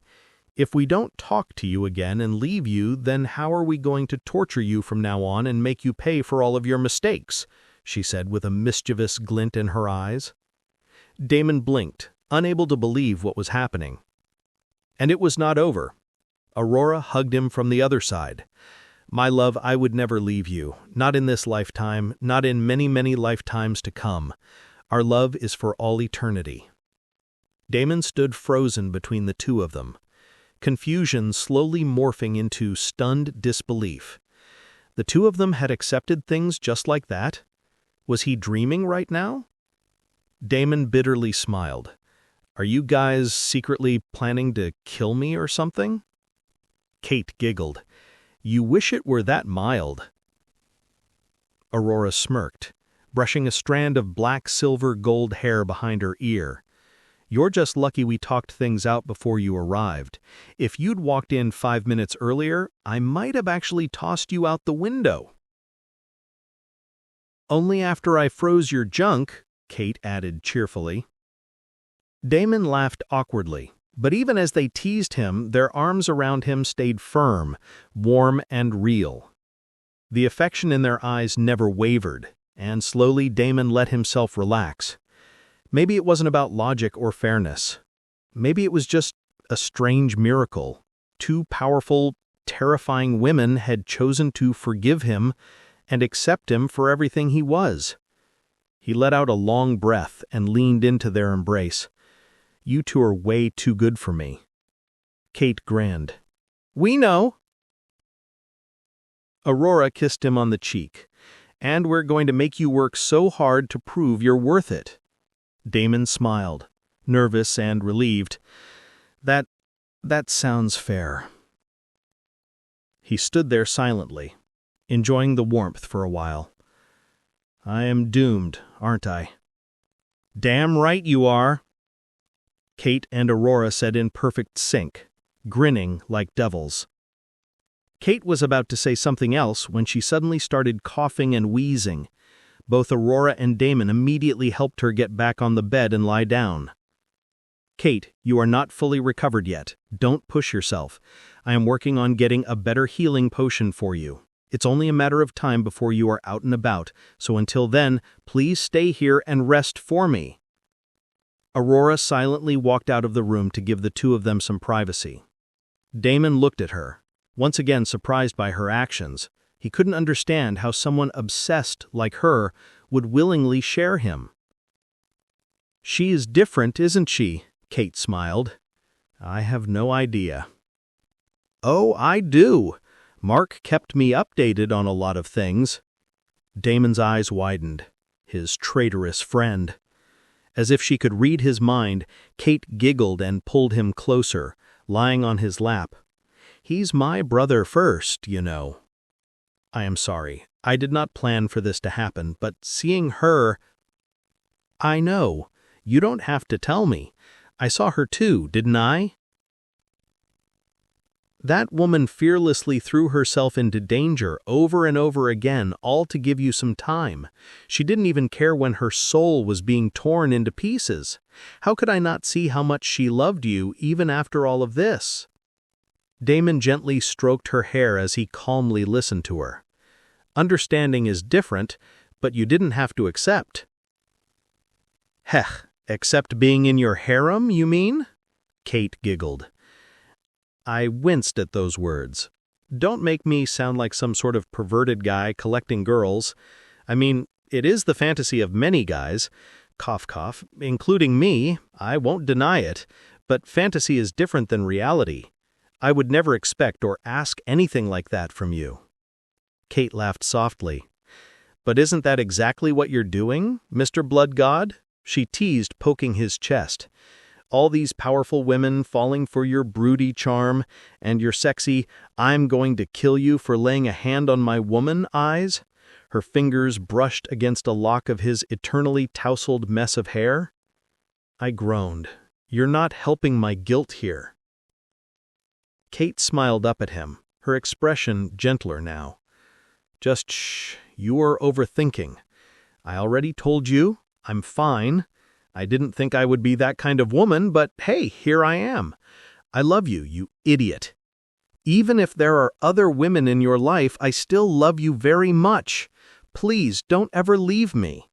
I might never be as powerful as them or as useful to you, but I still love you very much." "Now who is the idiot?" He cupped her cheek, his thumb brushing away the tear that had begun to trail without permission. "Don't ever say that. You're already more than I deserve. You're the anchor that reminds me of who I really am. Without you, I'd lose myself." Kate's lips quivered, and for a second her strength faltered. She reached up and clasped his hand, her fingers trembling. "Then promise me. No matter what happens, no matter how many more women enter your life, no matter what this path turns into, promise me you won't forget me. I might be weak, but don't push me aside when things get hard. Let me be there for you. Even if I'm just the quiet one in the background, I still want to walk this path with you." "I promise," Damon said without hesitation. "If there's ever a day I forget you, then that version of me isn't me. He's someone else, and I give you full permission to stab that idiot in the face and bring me back." Kate gave a watery laugh, pulling him into a tight, fragile hug. "Deal. I will stab you right in your stupid smile with a big-ass icicle." Damon smiled against her hair. "I'd expect nothing less from my terrifyingly sweet Kate. And don't say that you're going to be weak. It won't be forever. One opportunity or another will surely come your way, and when that happens, I will help you with everything I have to grab it. We will become stronger together. All right? For now, just rest. There is no rush for you to do anything." Damon leaned down and kissed her gently on the lips, but Kate was not satisfied with just that. "I am not so fragile, you goof." She pulled him closer and kissed him deeply, her fingers curling into his collar like she never wanted to let go. Damon's eyes widened at first, then slowly drifted shut, as he returned the kiss with a soft fierceness that melted all the tension he had been carrying. When they finally broke apart, Kate's forehead rested against his, her breath warm and shallow. "That's better," she whispered. "Now go do your terrifying blood god stuff. But remember, I'll be right here, and I expect a better kiss next time." Damon chuckled, the sound low and genuine. "Better than that? You're demanding woman." Kate grinned, despite her exhaustion. "Damn right I am." Damon stood up, reluctantly letting go of her hand. "Rest well, my sweet idiot." "Bring me something good. You cannot just give the good stuff to my brother." Kate pouted. "Now that I'm in a harem, I expect to be fully spoiled by you." "Duly noted." Damon laughed as he left the room, closing the door gently behind him. The playful smirk faded from his lips. His eyes hardened, his expression changed. "I will make it up to you, Kate." After seeing Kate, Damon walked over to the other room. The door was slightly ajar, and he could see that Arya was busily working with her cauldron, doing something. Riven was assisting her.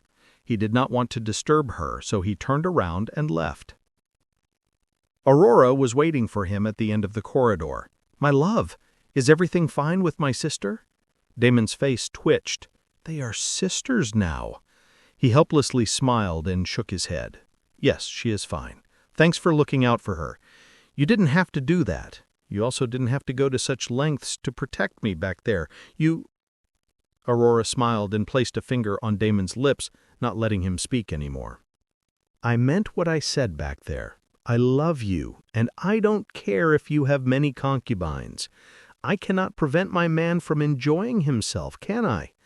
As long as I am the queen and the others are content being your loyal concubines, I will not complain." Damon wryly smiled. "I don't think Kate would agree to that." "Kate is different. She is my sister. She can also be your queen. I am talking about the others, like that blood witch Elora and that snake woman Erin. Please, hubby, don't pretend otherwise. You know they love you, and I know that you will eventually accept them.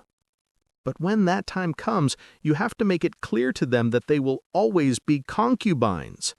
Maybe in time I will examine them and see if they qualify for a promotion, but that will depend on many things. They have to become powerful first. My hubby only deserves the best women. Then they have to be..."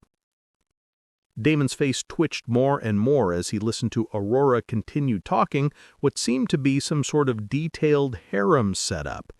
She was in a full-on role-playing mode, as if she were in some sort of medieval drama with kings and queens and a court full of concubines. He let her continue for a while, but when she started talking about how it was everyone's duty to satisfy him every night by taking multiple turns and with proper schedules, he quickly held up both his hands. "Maybe we can talk about those things later. Right now, only you matter to me." Aurora immediately broke into a sweet smile. "I love you, hubby. You are always the best." "I try to be." Damon smiled bitterly. "Hubby, you haven't tried my new and improved blood yet. Come drink from me. It's been a while since we shared our love." Then, without any warning, she pulled him into a nearby chamber and launched onto him. "You must be terribly exhausted after all of that fighting. Let me help you relax." She pressed her body against him, her arms wrapping around his waist.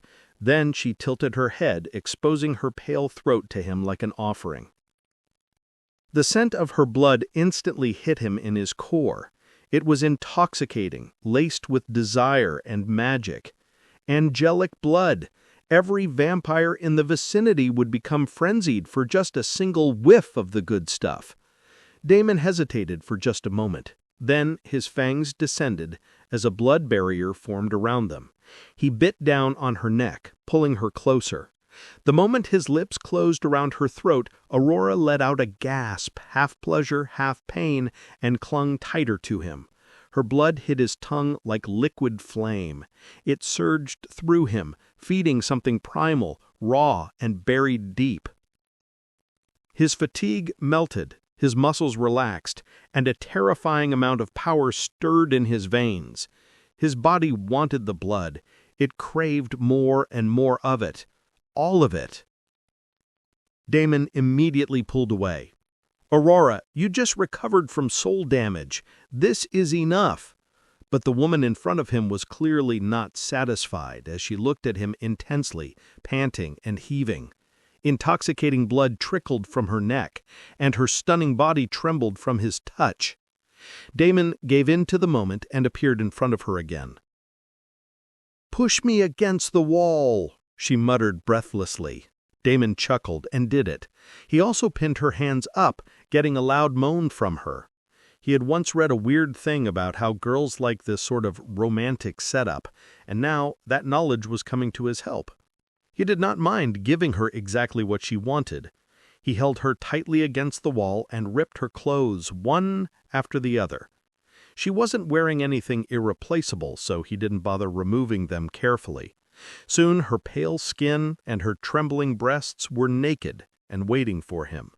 He squeezed them with his free hand, taking one after the other, and he gently bit into them, sucking a little blood as he went.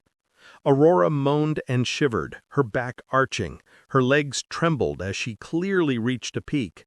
Damon did not stop. The woman pulled him closer and closer, and he knew she wanted more. His hand slid down to feel the wetness between her legs. "Shall I continue?" he whispered, and Aurora shivered. "Please don't stop." He lifted her up in one swift motion and tossed her roughly on the bed, getting another moan from her. Then he dominantly held her down and bit her again, this time on her thigh. Aurora moaned again and again as he bit her and sucked her one sensitive area after another. Then he licked the wound, making her shiver even more. The wetness between her legs increased as she peeked over and over again. Damon went up to lick the juices clean, making her shudder once again. With a grin, he pulled himself up and kissed her with the same mouth. "I love the way you taste." Aurora trembled as she kissed him back harder, her tongue dancing with his. Damon was simply saying many of the cheesy, cringy lines he remembered, and she loved it all. Damon did not know when they would be able to spend time like this again, so he decided to go all out for this woman who had been tirelessly working all for him. He wanted to satisfy her and give her everything she wanted. He once again asked her, as his little brother was equally enthusiastic in pleasing her, "Shall I continue?" Aurora shyly burrowed her head into his shoulder. "Yes, please," she begged. Damon did not wait any longer. He went straight in, thrusting all of him into her. Aurora gasped, and for a moment Damon wondered if he had been too rough with her. But the next instant she moaned once again, pulling him even closer, biting her lips and waiting for more. He moved again, slowly at first, and faster as she wanted more and more. The sound of flesh slapping against flesh filled the room. He repeatedly pounded into her, making her eyes roll to the back of her head. Her moans became louder and louder until she collapsed on the bed, her entire body twitching. Seeing her stunningly beautiful, angelic face filled with lust made his little general twitch in satisfaction. Damon collapsed beside her, letting out a long breath. Aurora's slender body immediately curled up next to him. He couldn't help but run his finger gently over the curves of her body as he kissed her forehead. He still couldn't believe it. This was the woman who was once a tyrannical battle queen, and now she lay next to him like an obedient cat. His juices were still dripping out of her, and there were several marks on her body which she didn't seem to mind at all. Damon smiled and kissed her forehead again before starting to get out of bed. She, too, was still recovering, and he did not want to push it too much. In the end, it looked like she was also a shy and gentle girl like Kate. However, just as he stood up, a hand reached up and grabbed him. "Hubby, where are you going?" Aurora looked up at him, shyly, biting her lips, but there was also a stubbornness in her eyes. "Just heading out to take care of some small quests. Why don't you rest? I will be back soon." Aurora shook her head. I will do those quests for you. So give me some more time." She looked at the blankets shyly and asked. Damon couldn't refuse her. "Do you want to cuddle some more?" He chuckled and sat back in the bed. But to his surprise, the girl shook her head. "No, hubby, I want to do other things. Back when I was in the Angel Kingdom, finishing my class quest, I heard a lot of things from some seniors and sisters." And as she spoke, Aurora slowly got up and sat on top of him. She then moved down and positioned herself right on his general. "I'm not done helping you relax, hubby. Everything you did was all about me. Now I want to do some things for you." A dark yet divine aura suddenly enveloped her as she started slowly moving her hips, her golden black eyes fixated on Damon. Damon had no clue what she was doing or how she was doing it, but his body immediately responded. Everywhere he touched her body, it was like touching fire, and yet his body wanted more and more of it. Pleasure jolted through their connection, and an intense feeling bubbled inside him. His mana flow and his blood flow quickened, heightening everything he was feeling. Was this some sort of dual cultivation technique? He had heard about things like this, but this was the first time he was experiencing one in person, especially with someone who possessed an angelic bloodline like Aurora. The whole experience was out of this world. His gaze swept over the woman's perfect body as she too moaned and convulsed with pleasure as she rode faster and faster. When Damon finally walked out of the chamber, he was dizzy.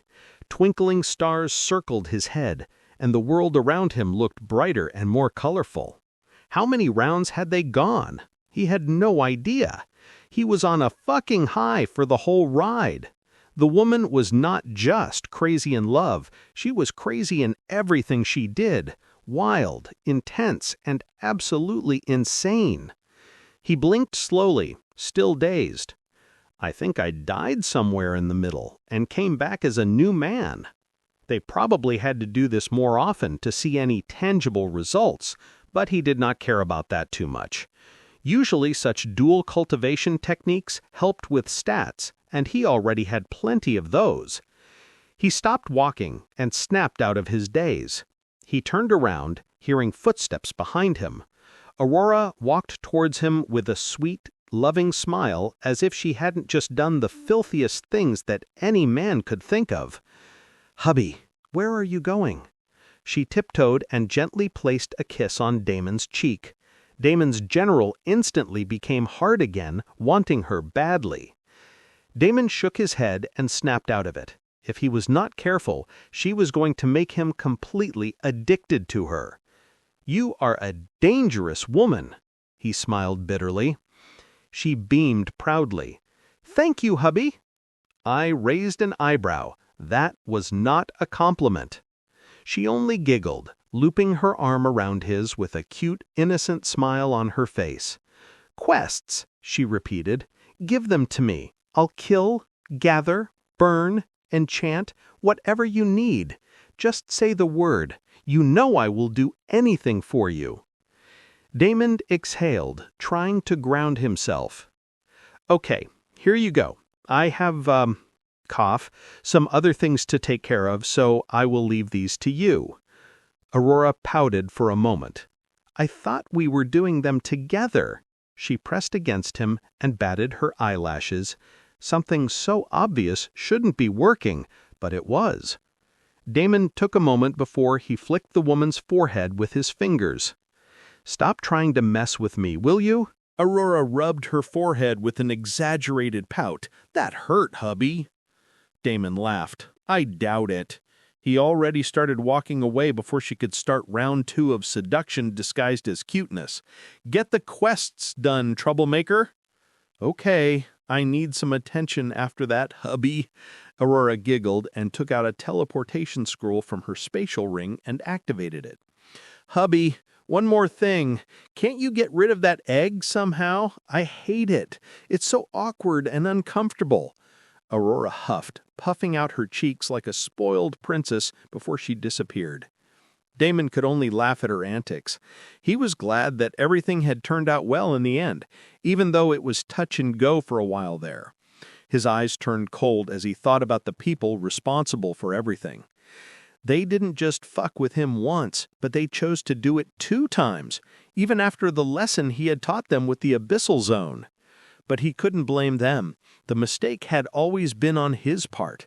He was the one who had misjudged the true depth of their power. He wouldn't be careless and overconfident this time around. His next blow would be one they would never recover from. This time, Aurora rubbed her forehead with an exaggerated pout. "That hurt, hubby?" Damon laughed. "I doubt it."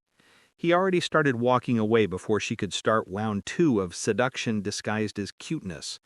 "Get the quests done, troublemaker." "Okay. I need some attention after that, hubby." Aurora giggled and took out a teleportation scroll from her spatial ring and activated it. "Hubby, one more thing. Can't you get rid of that egg somehow? I hate it. It's so awkward and uncomfortable." Aurora huffed, puffing out her cheeks like a spoiled princess before she disappeared. Damon could only laugh at her antics. He was glad that everything had turned out well in the end, even though it was touch and go for a while there. His eyes turned cold as he thought about the people responsible for everything. They didn't just fuck with him once, but they chose to do it 2 times, even after the lesson he had taught them with the Abyssal Zone. But he couldn't blame them. The mistake had always been on his part. He was the one who had misjudged the true depth of their power. He wouldn't be careless and overconfident this time around. His next blow would be one they would never recover from. This time he would first understand more about his enemies before he moved to erase them completely from the game and from the real world. There was no need to leave any loose ends. First, he needed to solve the issue of the soul attacks. He had to build up his soul strength one way or the other. Before approaching the vampire main families about this topic, there was one more person whom he wanted to meet, his fiancée, the elven princess, Lyrae. He had already asked the elven girl about soul strengthening, and he had not gotten any response from her. But now that he had evolved again, he wanted to try one more time. In his last life, Damon had heard many rumors about elves being strong in several aspects. Surely they had their version of soul techniques. He opened his system interface and called for Cale Thorn. "Can you bring her over here?" He hadn't seen Green Eyes in a while and wondered how the elven girl was doing. There was also another reason. He wanted her to meet his Lyrae. Maybe the girl would be more at ease with someone of her same race.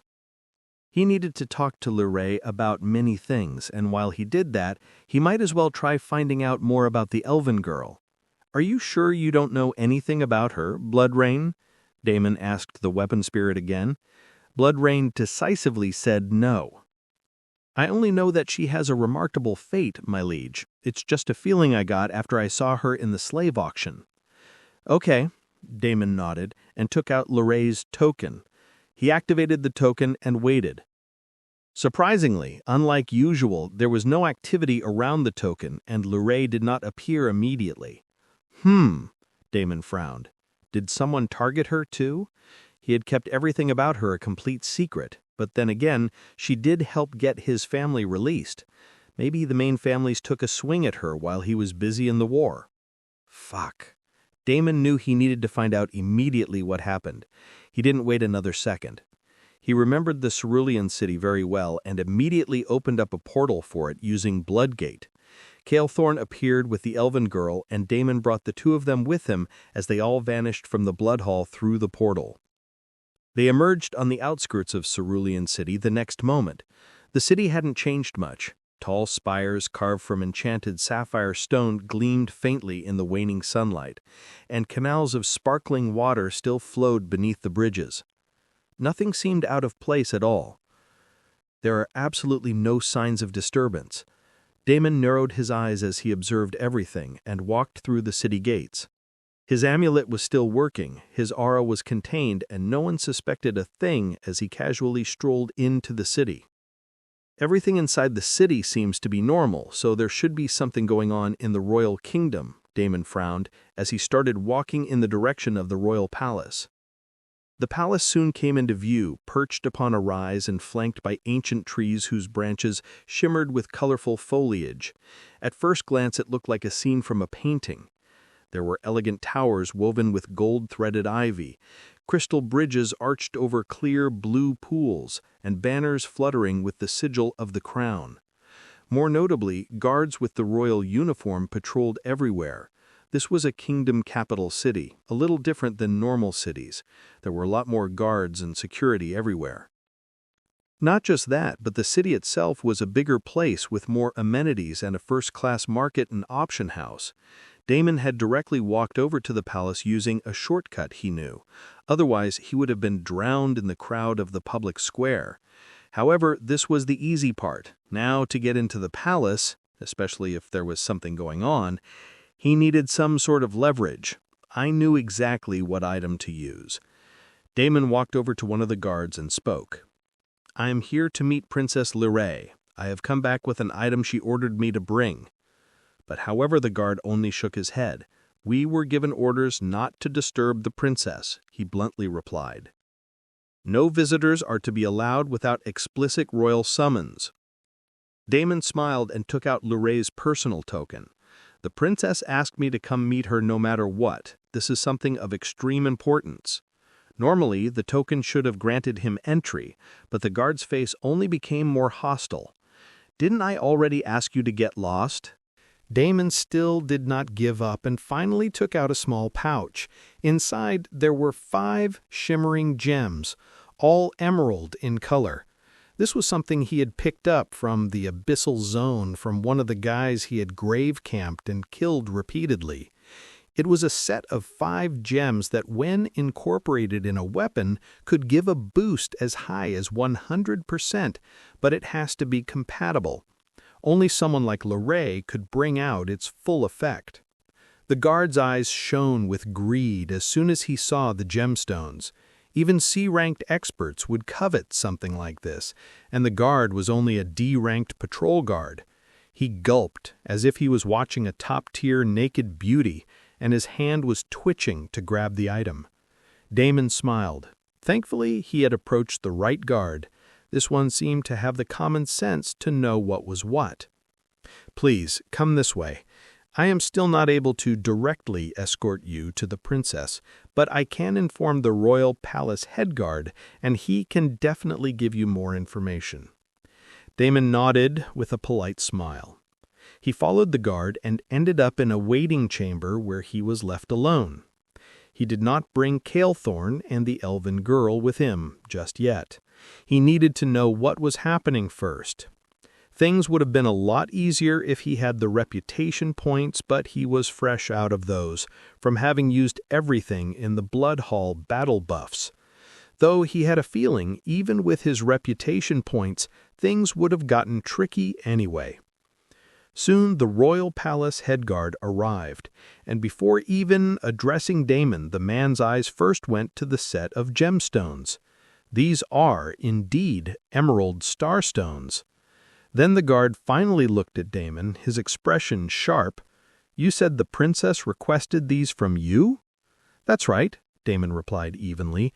"She asked me to retrieve them during a prior assignment. I've returned to deliver them in person."